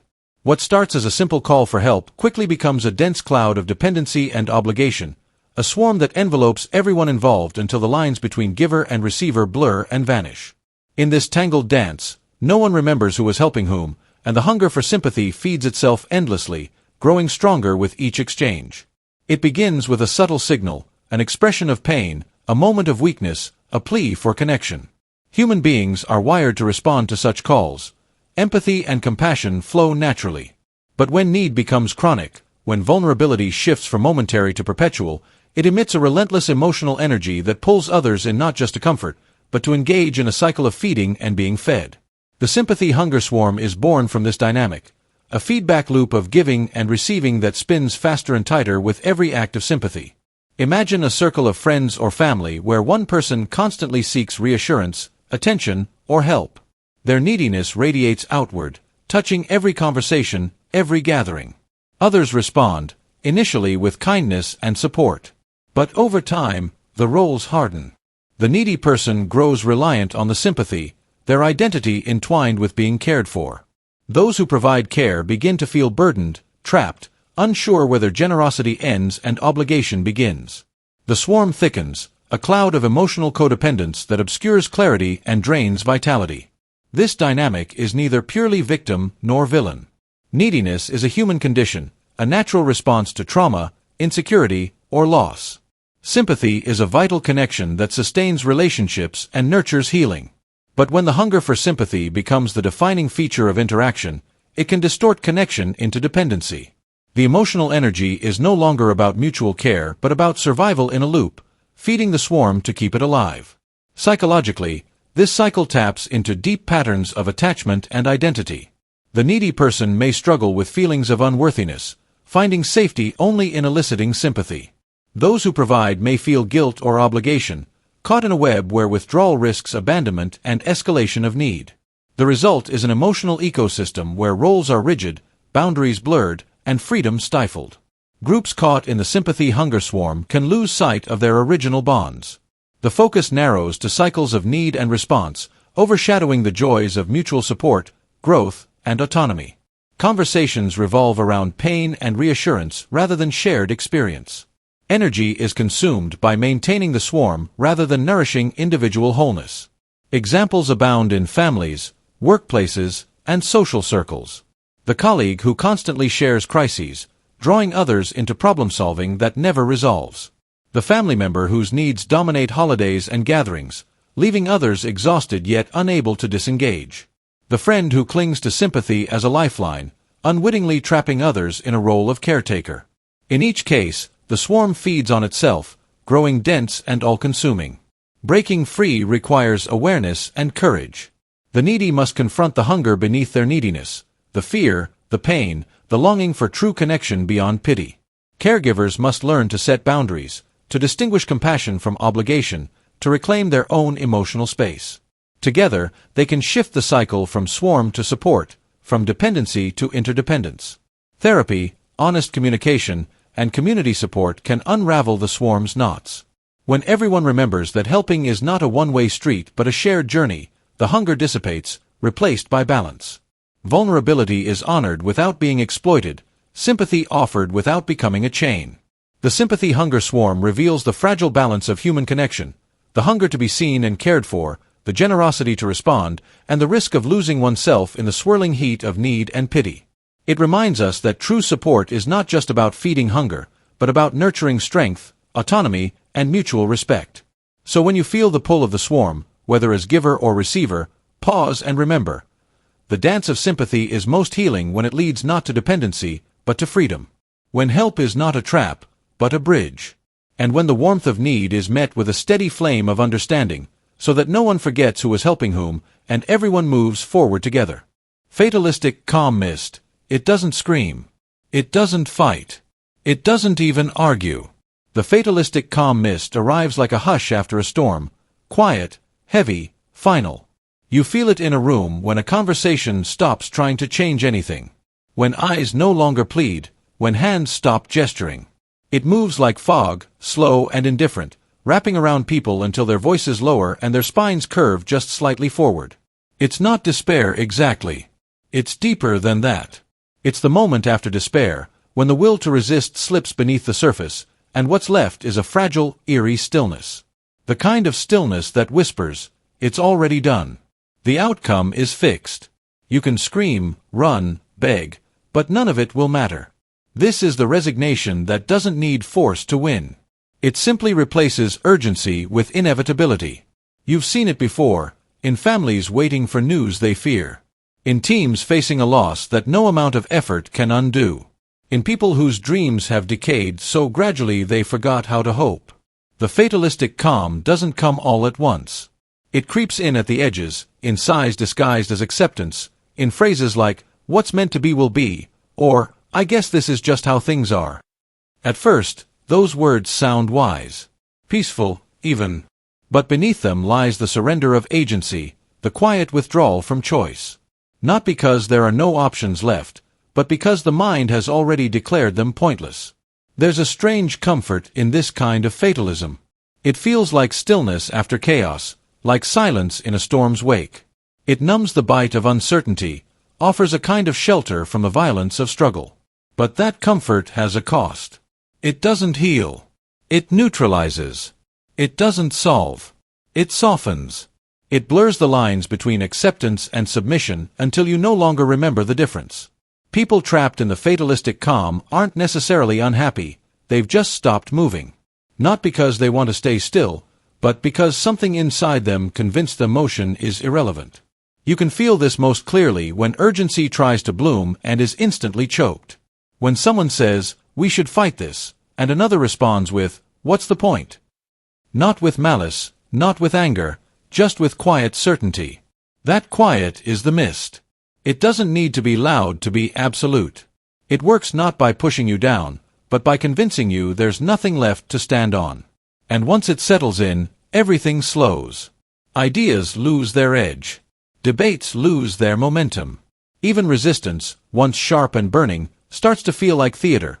Motions performed for an audience that's no longer watching. This effect is not just emotional, it's contagious. One person's resignation spreads through tone, posture, vocabulary. You see it in meetings where no one speaks up anymore. In families where generational disappointment turns into inherited passivity.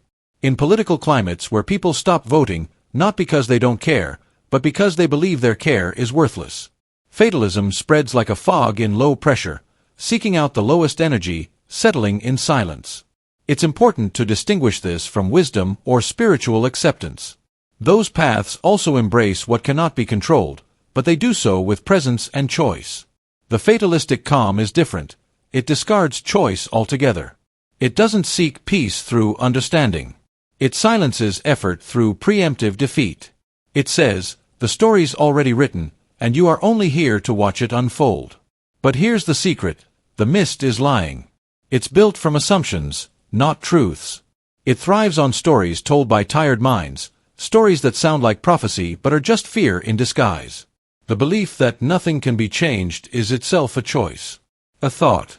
A conclusion drawn in the dark. And like all thoughts, it can be challenged. But it won't be challenged by force. The mist doesn't lift through argument. It lifts through a different kind of resistance, the soft but stubborn return of possibility. It starts when one person in the room says, "Maybe we don't know how this ends." When someone moves, even slightly, against the drift.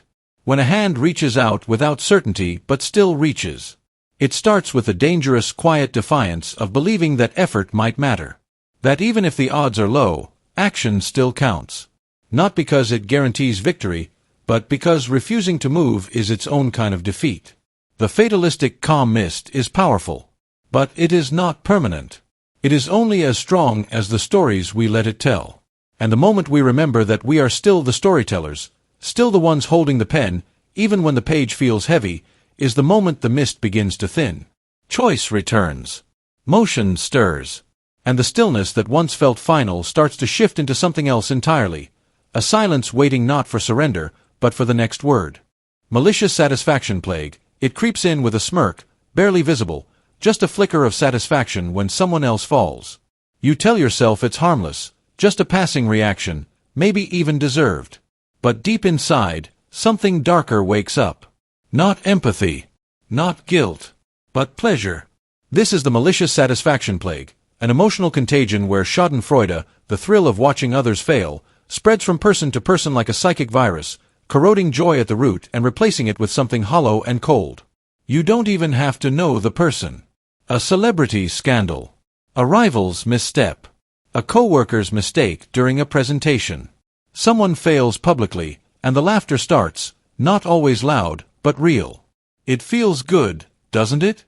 For a moment, you feel taller, sharper, better. Their fall affirms your rise.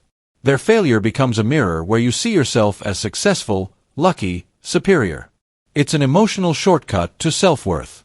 And that's exactly how the plague spreads.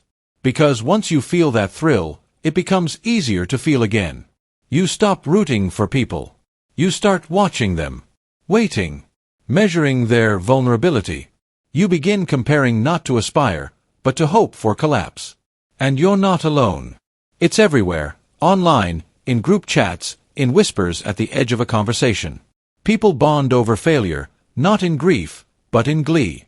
It unites in silence. Did you see what happened to her? He finally got what was coming. Not surprised. These are not statements of justice. They're signals. Echoes of the plague mutating.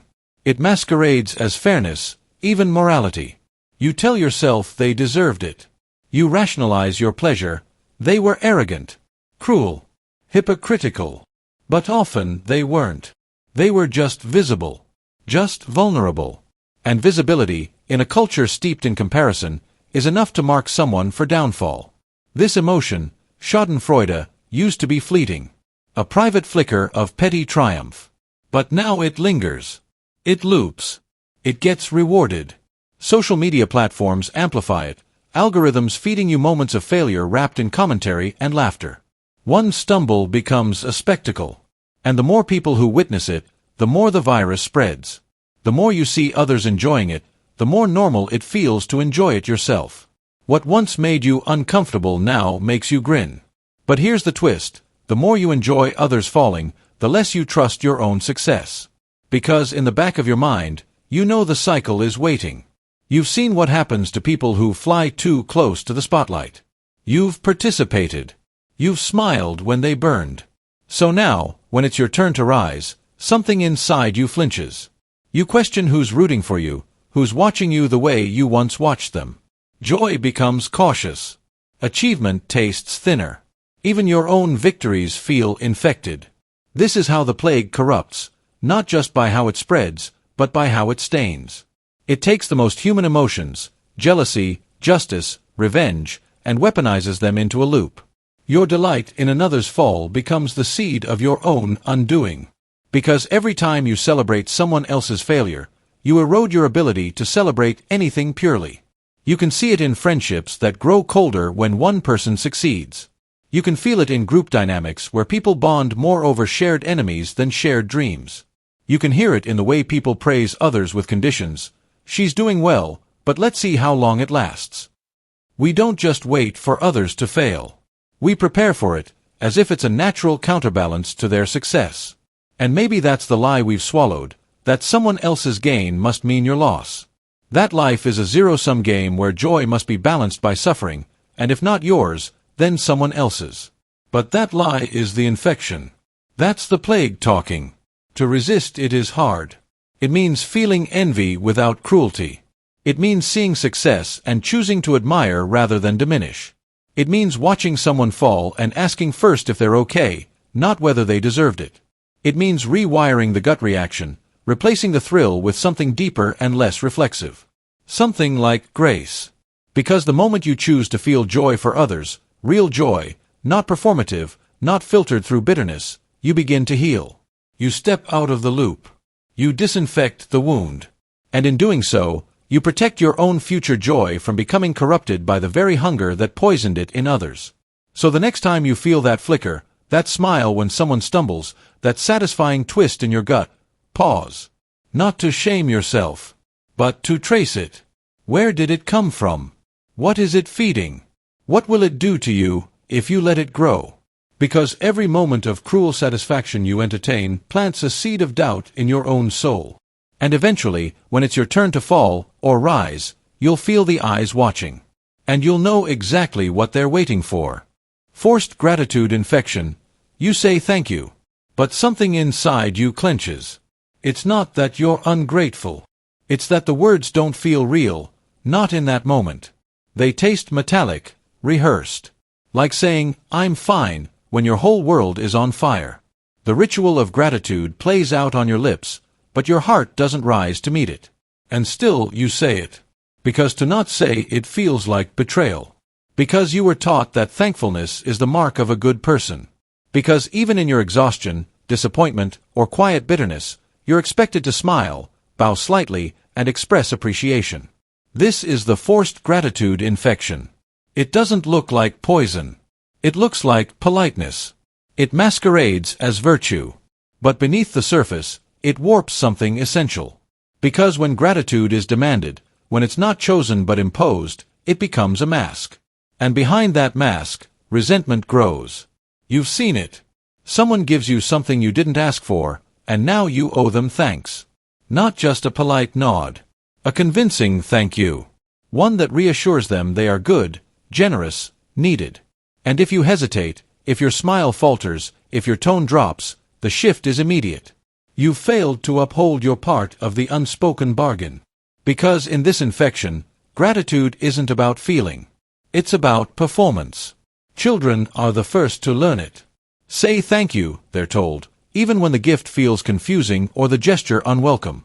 And over time, they begin to associate gratitude not with joy or recognition, but with pressure, with debt, with guilt. It becomes something they owe to others, not something they offer freely. And that distortion follows them into adulthood. Now, they thank their bosses for overwork.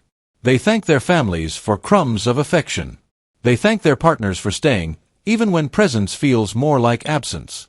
They say thank you to survive, to stay polite, to avoid the awkward silence that comes when you express how you really feel. And slowly, something dark creeps in. They begin to resent the very people they thank. They begin to resent themselves for thanking.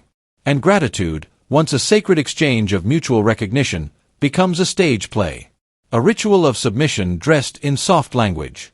But here's the paradox. On the outside, it looks like harmony. Everyone smiles. Everyone thanks. No one complains. And yet, underneath, relationships fracture. Trust erodes. Because people can feel the difference between real appreciation and hollow obligation. Between warmth and compliance. Between love and performance. This is the infection. Not the gratitude itself, but the demand for it. The unspoken rule that says, if I give, you must thank. If I endure, you must admire. If I suffer, you must acknowledge my nobility. It sounds kind. It feels toxic. Because true gratitude is never asked for. It's never required. It blooms in freedom. In unexpected moments of recognition. When someone sees you, really sees you, and you feel a spontaneous thank you rising from somewhere deeper than manners. That kind of gratitude doesn't need applause. It doesn't breed resentment. It heals. But the forced kind, it festers. You start to notice it in conversations. In communities. In social media posts where people thank the universe while secretly begging for relief. In relationships where one person sacrifices and the other must applaud. No matter how misaligned, how unreciprocated, how hollow it all feels. And the worst part? The more you perform gratitude, the more disconnected you become from actual gratitude. Your emotional system grows confused. You don't know what you truly feel anymore. Are you thankful, or afraid not to be? So how do you break free? By being honest. Start by noticing where your thank yous come from. Ask yourself, am I saying this from love, or from fear? From guilt? From duty? Is this gratitude, or appeasement? Then, if you're brave enough, speak what's real. I appreciate what you did, but I also feel overwhelmed. Thank you for the gesture, but I didn't need this. I'm still processing how I feel, so I can't offer thanks just yet. These aren't ungrateful statements. They're courageous ones. Because they restore gratitude to what it was always meant to be, a gift, not a tax. You are not required to be thankful for every scrap of kindness, every ounce of survival, every flawed gesture wrapped in obligation. You're allowed to feel conflicted. You're allowed to feel hurt, even by someone who meant well. You're allowed to choose silence over pretend appreciation. And when you do say thank you, when it rises without force, when it blooms in sincerity, it will matter again. To you. To them. To the space between you. Because gratitude is holy. But only when it's free. Disgust contagion reflex. There is a peculiar power in disgust, a visceral, ancient reflex wired deep into the human brain. It is not merely a feeling but a contagion, spreading swiftly from one face to the next, multiplying like wildfire through a crowd until everyone recoils, unified in a shared revulsion. This is the disgust contagion reflex, a chain reaction where one single reaction to an imagined taint infects many, overriding reason and logic with a primal, collective shudder. Disgust first evolved as a survival mechanism, a way to protect the body from poison, disease, and decay. But it has grown into something far more complex, shaping social bonds and cultural boundaries. The sight of something perceived as filthy or corrupt triggers not only physical recoil but also moral judgment, exclusion, and fear. It is an emotion that demands action, to reject, to distance, to purify. Imagine a room where one person suddenly grimaces, their face twisted by revulsion at a sight unseen by others. A ripple passes through the crowd. Eyes dart, breaths catch, and the invisible contagion spreads. Within moments, dozens or hundreds are pulling back, shrinking away from an object or idea that may be no more threatening than a shadow. The collective mind unites in a wave of disgust, a shared boundary erected to keep the taint at bay. The danger lies in disgust's disconnect from reason. It does not require evidence, nor does it seek truth. It thrives on suggestion, rumor, and fear. The taint is often imagined, an idea, a person, a behavior labeled impure by culture or consensus. Once the reflex ignites, it overrides skepticism, drowning out nuance and dialogue. The group's reaction becomes a force of exclusion, judgment, and sometimes violence, fueled more by the contagion of feeling than by facts. History offers countless examples. Witch hunts fueled by fears of corruption, social ostracism of marginalized groups marked as other, moral panics that sweep societies into frenzy over imagined threats. The disgust contagion reflex can fracture communities, erode trust, and harden divisions, all based on the powerful, reflexive urge to recoil.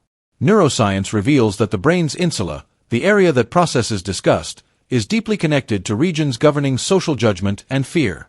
When disgust spreads, it hijacks these circuits, transforming an individual feeling into a collective force.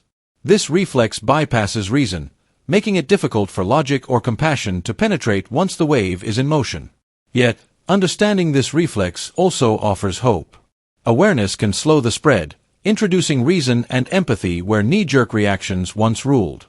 Recognizing that disgust is often a contagion allows us to pause, to question, to resist the urge to recoil from imagined taints.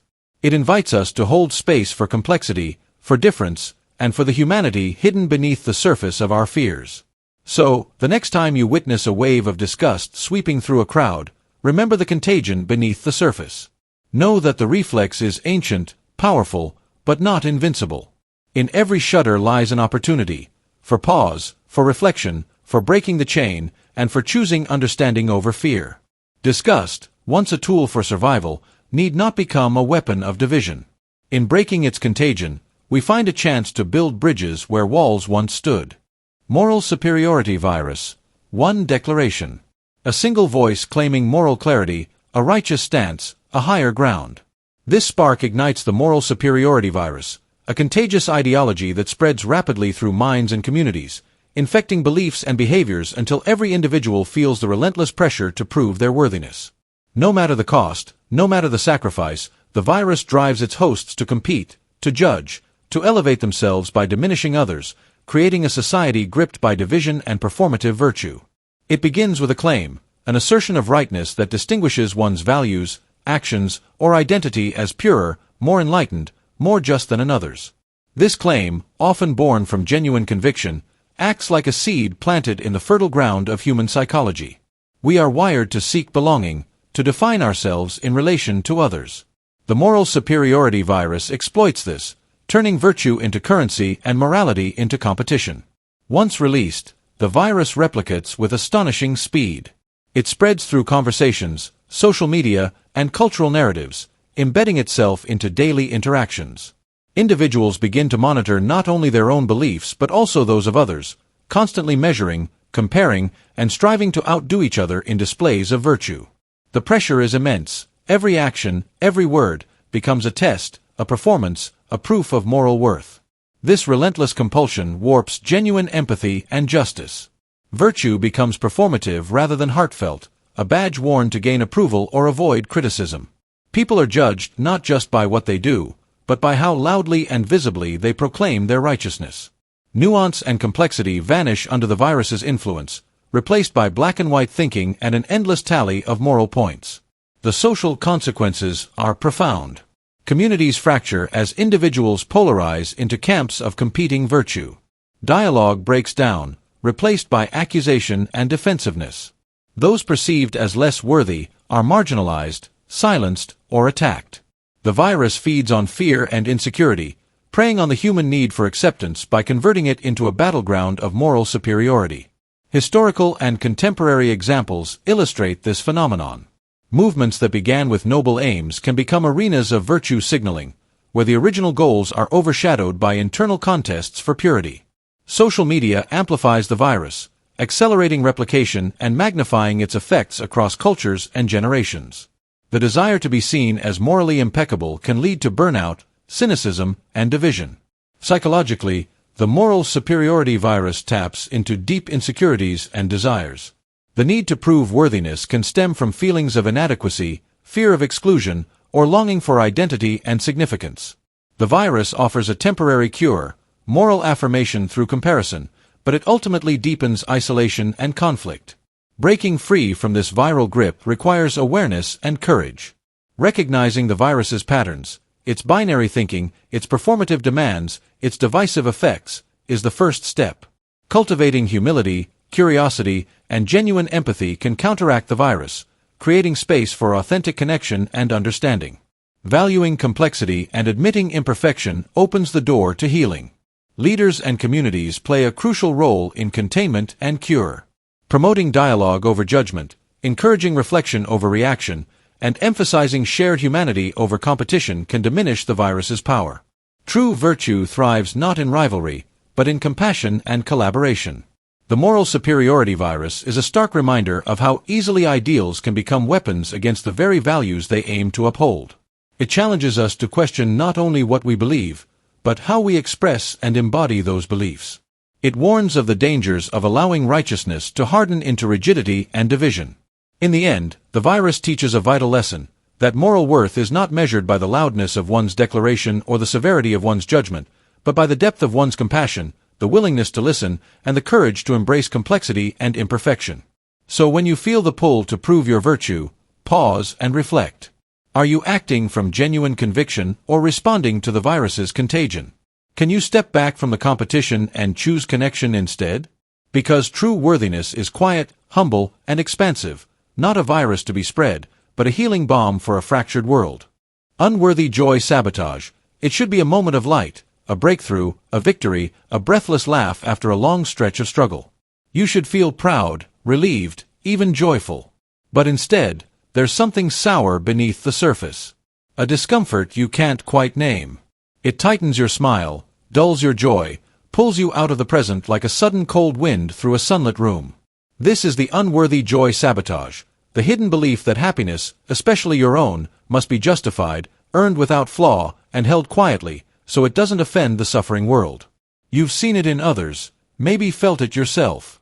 Someone lands a dream job, but downplays it to avoid sounding arrogant. A mother laughs with her child, then suddenly remembers the news report she read that morning and feels wrong for smiling. A person recovering from depression begins to feel good again, but instead of savoring it, they flinch, wondering if it's safe to be happy, or if joy is just a setup for the next fall. The celebration short-circuits. Not because it wasn't real, but because guilt infected it before it could take root. This sabotage doesn't announce itself.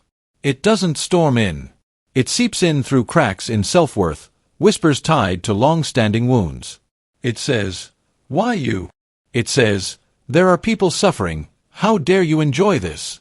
It says, "You haven't done enough yet. Wait until you're perfect." These are not thoughts based on reality. They are defense mechanisms shaped by trauma, comparison, and the deep conditioning that tells us joy must be earned, not simply felt. And once those beliefs are installed, joy becomes suspicious. We begin to examine it under a microscope, looking for reasons it can't be trusted. We start believing that happiness is a kind of moral risk, something we must apologize for. We convince ourselves that if we feel too good, something bad must be waiting around the corner to balance the scale. It's a cruel arithmetic. The more joy you feel, the more guilt you incur. You sabotage your own light, believing darkness is more honest.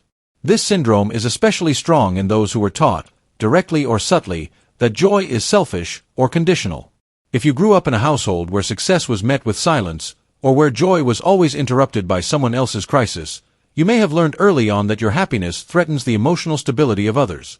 Or maybe you learned that love and attention are only given when you struggle. So now, when you win, when you smile, when you glow, you feel exposed. Vulnerable. Undeserving. Unworthy joy sabotage thrives in cultures of constant crisis. In a world flooded with pain, we fear that happiness makes us ignorant or complicit. We see images of war, poverty, injustice, and instead of letting that expand our compassion, we turn it inward as shame. I shouldn't be happy, we whisper. Not while this exists. But guilt is not the same as empathy. You do not reduce suffering by diminishing your own light. And joy, when honest, does not dishonor pain. In fact, it can give you the strength to meet it. This sabotage also appears in relationships. Someone starts to feel better, grow, heal, and suddenly, their joy feels like a betrayal of those who are still hurting. They dim themselves, not because they aren't ready, but because others aren't. But your healing is not an insult to those still in pain. Your joy is not a theft. It's a signal. A reminder. Proof that light is still possible. The danger of this syndrome is not just personal. When people feel unworthy of their joy, they stop creating, celebrating, dreaming. They shrink themselves to match the lowest mood in the room. They abandon moments of beauty out of misplaced guilt. And slowly, they forget how to feel fully alive.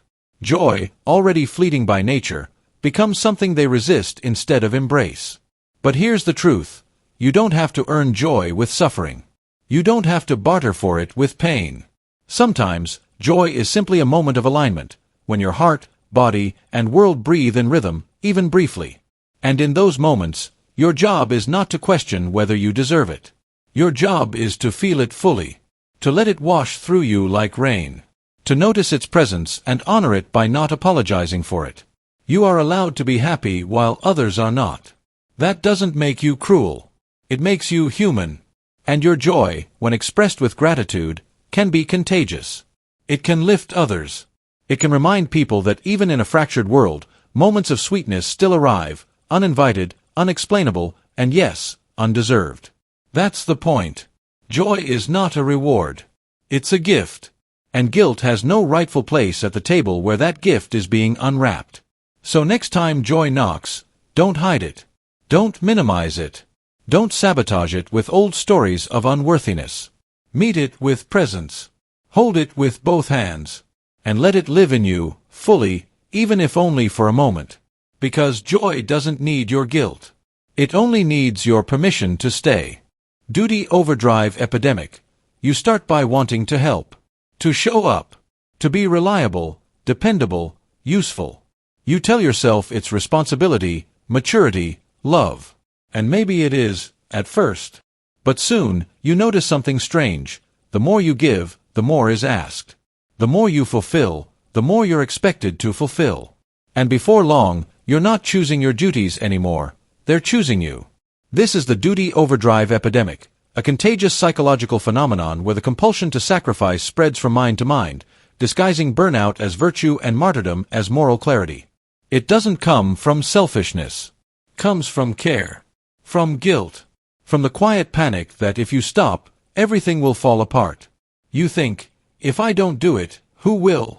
And because someone else once thought the same about you, you inherit their burden. That's how it spreads. Not with force, but with invisible inheritance. The unspoken expectation to always be strong, always say yes, always put others first. And slowly, silently, it replaces your identity with performance. You begin canceling rest, skipping meals, numbing joy. You pride yourself on how tired you are, how needed, how irreplaceable. You post about it, joke about it, normalize it, not realizing the infection has already taken hold. The voice in your head that once asked, "Do I want to?" is gone. All that remains is, "I should." And because duty is praised, because sacrifice is treated like sainthood, you get applauded for your decay. People admire your resilience without noticing you're disintegrating.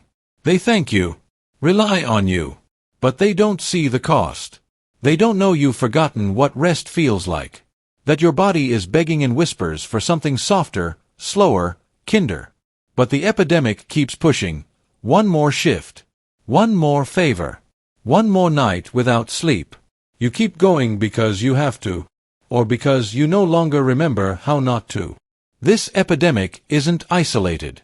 It thrives in caretakers, firstborns, frontline workers, mothers, teachers, activists, people whose love has been weaponized into obligation. It passes between generations. Parents who taught you love means labor. Bosses who tell you commitment means constant availability. Cultures that equate sacrifice with moral value, and self-preservation with selfishness. You learn that saying no is rejection. That boundaries are betrayal. And soon, you become unable to distinguish between love and labor, between duty and identity. Even your rest becomes productive. You exercise not to feel good, but to stay functional. You meditate not to find peace, but to perform better. You take breaks just long enough to return to being useful. Real self-care becomes inaccessible, not because it's impossible, but because you no longer believe you deserve it. You become the machine everyone relies on. And machines don't get to break down. And yet, beneath the overdrive, your humanity pulses. Quietly. Desperately. There are moments when you feel the cost, when you catch yourself crying over something small, or forgetting why you entered a room. When your kindness turns to resentment. When you start fantasizing about running away, not for adventure, but just to stop being needed for 5 minutes. That's when you know, this isn't strength anymore. This is survival. You're not holding everything together. You're holding yourself together, barely, while pretending to be fine. You've mistaken duty for worth. And now, you don't know where one ends and the other begins. To break the epidemic, you don't need to abandon your responsibilities. You need to remember you are not them. You are not the task. You are not the list. You are not a series of completed obligations. You are allowed to pause, not because you've earned it, but because you are human. You are allowed to say no, not because you're incapable, but because you matter. And you are allowed to rest, not to recharge for more work, but because your existence is not justified by output. Look around. Others are infected too. You can see it in their eyes, in the way they joke about being fine while their shoulders collapse. In the way they can't remember the last time they did something without a purpose. The way they say, "I'm just tired," like it's a personality. This isn't normal. It's epidemic. And healing starts with permission. One person refusing to glorify exhaustion. One person saying, "I am enough even when I'm not productive." One person choosing rest without guilt. That person can be you. And from you, it can spread, not the fever of overwork, but the quiet, radical rebellion of enoughness. You are not a utility. You are not a vessel for other people's peace. You are a living being with limits, and honoring them isn't selfish, it's sacred. So if the duty still calls, let it. But before you answer, ask yourself, who is speaking louder, my care or my conditioning? And what would happen if, for once, I answered to myself? Duty overdrive epidemic. Anxious preparedness surge. It starts with one person. They check the locks twice. They double confirm the plan. They ask, "Are you sure we're ready?" with a tension in their voice that wraps itself around the room like static. It's not panic. Not yet. It's concern. Care, even. You nod, reassure them, laugh it off. But something in your chest tightens anyway. That's how it begins, the anxious preparedness surge. One person's unease becomes the weather everyone else adjusts to. Their doubt leaks into decisions. Their hyper-awareness becomes the standard. Suddenly, what once felt simple now seems reckless. What used to feel done now feels dangerously incomplete. They aren't shouting. They aren't spiraling. They're planning, prepping, listing risks, asking questions that no one thought to ask. And their urgency spreads, not by force, but by example. You see them stacking just-in-case items, rechecking routes, rehearsing what-if scenarios. And without meaning to, without ever deciding to, you start doing the same. You begin preparing, not for something that has happened, but for something that might. You imagine failure. You brace for collapse. You micromanage contingencies. And others follow your lead. Because in the absence of certainty, vigilance feels like virtue. That's the trap. Anxious preparedness looks responsible. It looks wise. But under the surface, it's hollowed out by fear. It's a defense against ghosts. A ritual built to tame what can't be controlled. The more you prepare, the more scenarios appear. The more you check, the more things feel unchecked. Readiness becomes addiction. And soon, The fear that sparked it doesn't need to be real, because the feeling of danger is enough to justify every action. You've seen it play out. A family planning for a trip, where one anxious voice triggers 3 others into over-preparation. A team at work that turns every simple project into a survival mission.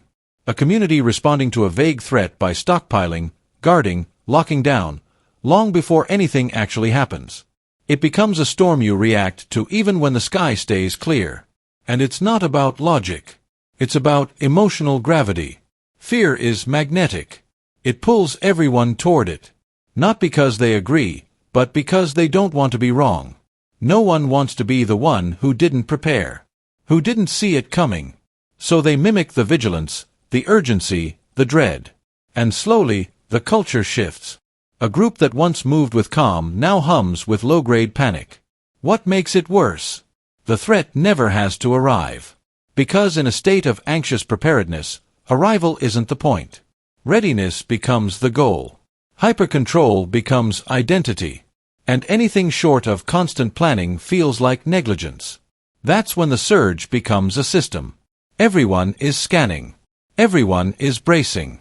And when someone dares to relax, to trust, to step back, they're seen as careless. Naive. The collective anxiety polices itself. Not with rules, but with eyes. With tone. With questions like, "You're not bringing a backup," or "Aren't you worried what might happen if?" And the real casualty? Peace. Because even if nothing ever goes wrong, no one ever gets to feel safe. There is no finish line. No exhale. Only the next scenario. The next checklist. The next thing to worry about. And in the deepest corners of that world, no one can tell the difference between care and control. Between foresight and fear. But it doesn't have to stay that way. The surge can be interrupted. Not by mocking the anxious. Not by shaming preparation. But by asking one powerful question: what if we're already safe enough? Not perfectly safe. Not bulletproof. But enough. What if we've prepared to the point where more planning won't protect us, but only wear us down? What if we let go, not because we're reckless, but because we trust? That's the most radical move in a preparedness spiral, to trust. To believe that not every threat deserves your energy. That not every unknown must be mapped. That not every fear deserves a response. Because readiness without rest becomes ruin. And vigilance without boundaries becomes a cage. So if you've been caught in this surge, if your days are filled with anticipatory thoughts, invisible rehearsals, and endless contingency, pause. Check not your bags, but your breath. Not your plans, but your posture. Are you preparing for reality, or defending against imagination? Because sometimes, the greatest danger isn't what might happen tomorrow. It's the slow, silent corrosion of today. Hero worship addiction. There is a subtle but consuming force that weaves itself through the fabric of admiration, a force that swells beyond reason and slowly morphs into addiction. Hero worship addiction is the quiet enslavement of the mind and heart, a dependence on the image of another who, no matter how luminous, cannot sustain the illusion forever. It begins as reverence, a spark of awe for greatness, but soon becomes a hunger, a craving that demands constant feeding and one that leaves emptiness in its wake. You have seen it unfold countless times. A charismatic leader rises, dazzling in confidence and vision. A celebrity shines bright, their every word dissected and devoured by millions.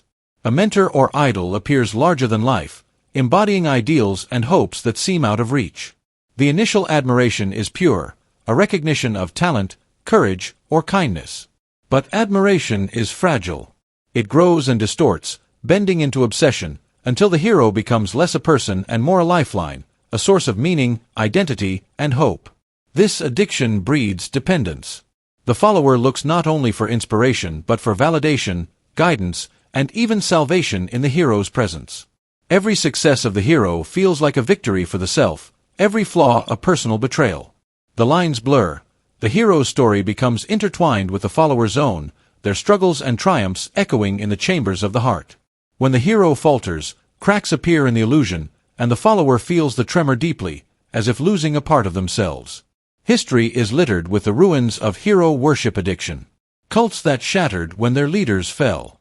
Movements that crumbled under the weight of human flaws exposed.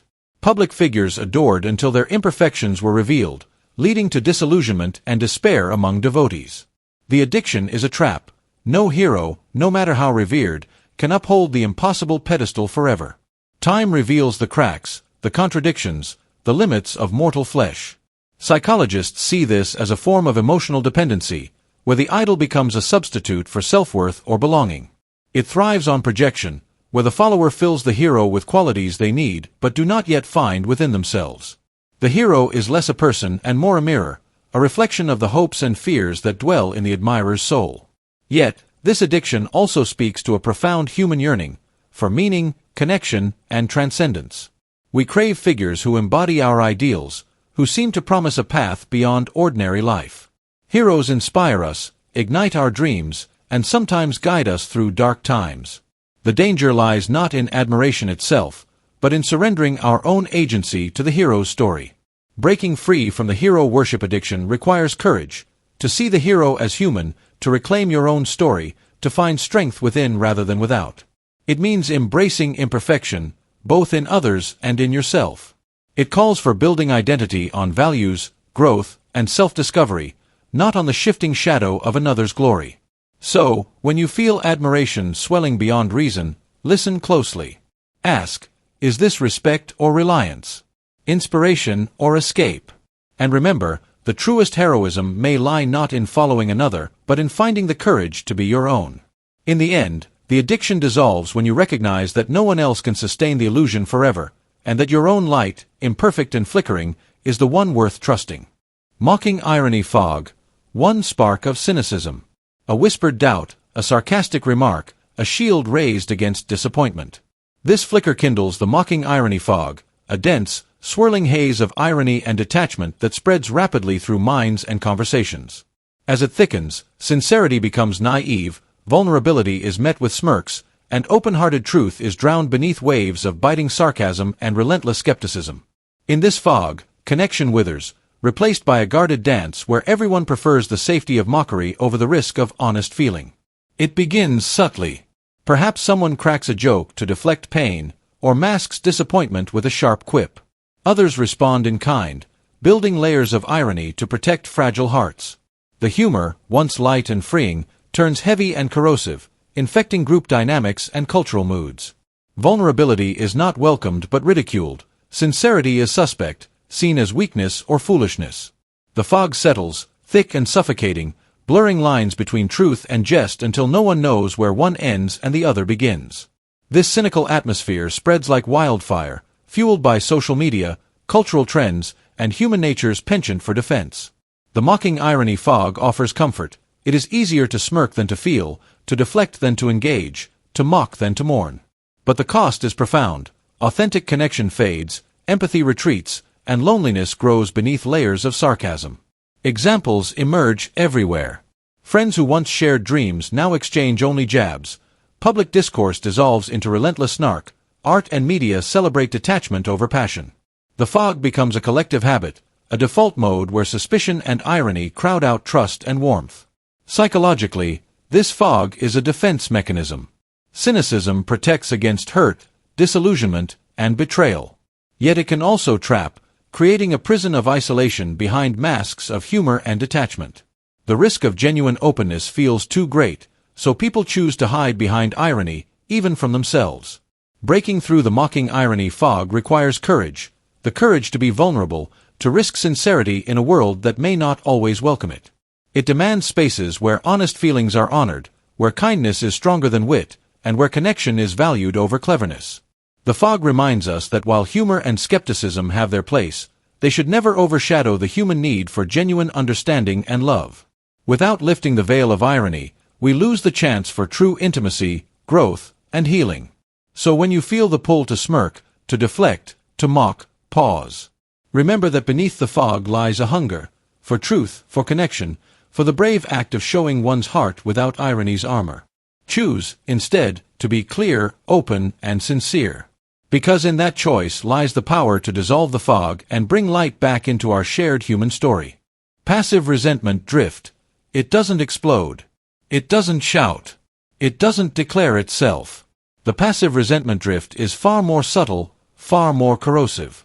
It seeps into your life like invisible dust, accumulating slowly, silently, on the edges of conversations, on the pauses between words, on the barely perceptible shifts in tone that no one wants to name. It doesn't break the relationship outright.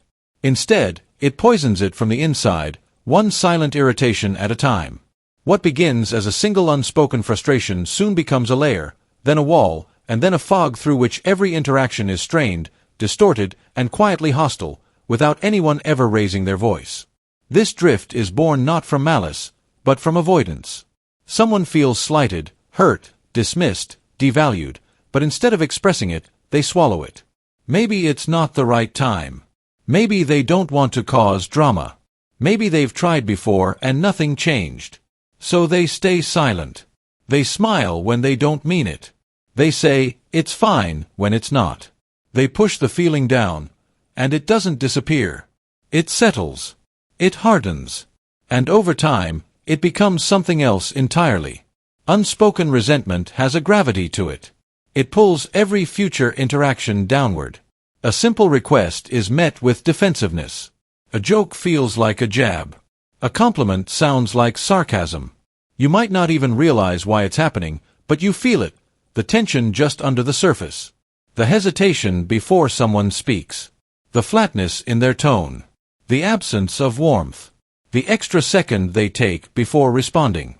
You're not in a fight, but you're not really safe either. It can infect any relationship. Partners, siblings, co-workers, friends. Especially the ones with long history, where patterns have been repeated and reinforced. When the same grievances are never voiced, when apologies are never asked for or offered, when feelings go perpetually unacknowledged, a kind of quiet erosion begins. And no one talks about it. That's the signature of the passive resentment drift. It's silence. Eventually, people begin to script their interactions around the unspoken. They avoid topics. They leave sentences unfinished. They create narratives about the other person's intentions, layering assumption over assumption. But they never check those stories against the truth. Because speaking would mean tearing open something old. Something scary. Something heavy. So they keep smiling. Keep playing their role. Keep going through the motions. But the warmth is gone. This doesn't mean there's no love. In fact, the deepest resentment often lives right next to the deepest care. You don't resent people who mean nothing to you. You resent people who matter, who failed you, or who you believe should have known better. But when that resentment isn't released, when it's not transformed into understanding or boundaries or conversation, it decays into cynicism. And eventually, it becomes so ambient that no one even remembers the original wound. Only the atmosphere it created. And here's the cruel irony.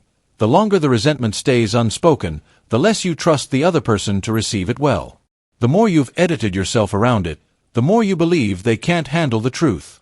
So you don't say anything. You just let the drift continue. Until even small kindnesses feel heavy. Until even casual words feel calculated. Until eventually, you're in a room with someone you once loved deeply, and it feels like you're both speaking through glass. But this drift isn't irreversible. The dust can be cleared, but only if someone is brave enough to break the silence. That means naming what's been avoided. Saying what hurts. Owning what you've carried quietly. It's uncomfortable. It's vulnerable. But it's the only way forward. Because resentment doesn't die in silence. It dies in dialogue. In listening. In saying, "I've been holding this, and I don't want to anymore." Sometimes the person you're bitter toward will hear you. Sometimes they won't. But either way, the act of speaking frees you. It stops the accumulation. It gives you a chance to reclaim clarity in a space that has grown thick with shadows. And even if the relationship doesn't survive, you will. With less weight. With more truth. So if you feel it, that subtle tension, that flinch before every interaction, don't ignore it. Don't tell yourself it's not a big deal. It is. Because every unspoken bitterness writes itself into the script of your life. And if you're not careful, one day you'll look back and realize you spent years speaking softly while your silence screamed louder than any words ever could. Emotional echo chamber. You feel something, anger, fear, hope, disgust, and before you can process it, you see it mirrored in someone else's face, in their voice, their post, their words. You don't just feel it anymore. You feel justified. You feel seen. And so you speak louder, more confidently, certain now that your emotion isn't just real, it's right. This is the emotional echo chamber, a psychological cyclone where feelings don't just resonate. They amplify, creating a self-reinforcing storm where emotion becomes truth and truth becomes irrelevant. It's subtle at first. One person reacts to a crisis with panic. Another agrees. A third adds fuel, retweets it, reposts it, repeats it.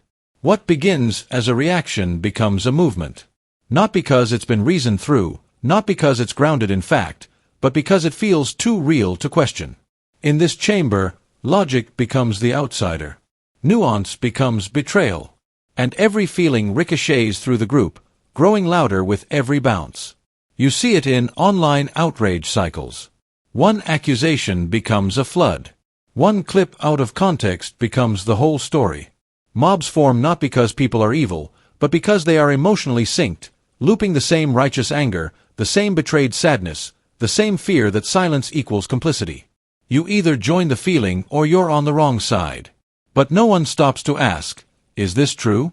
That's not the point. The point is, it feels true. And in the echo chamber, feeling is all that matters. It's not just anger. Joy does it too. Hope. Despair. Paranoia. You enter a community that believes they've found the secret, whether it's spiritual truth, political salvation, or a common enemy. Everyone's thrilled. Everyone's certain. You start to feel it too, not because you've evaluated the evidence, but because their certainty infects you. Their excitement overrides your doubt. And soon, what started as a question becomes your identity. The danger isn't just in being wrong, it's in becoming uncorrectable. Because when a feeling is echoed back at you enough times, it becomes insulated.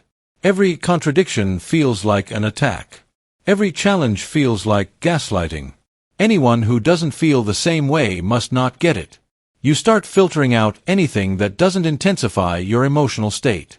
You curate your inputs, friends, news, language, until everything you hear only strengthens the feeling. The world shrinks. Reality bends. Not maliciously, but methodically.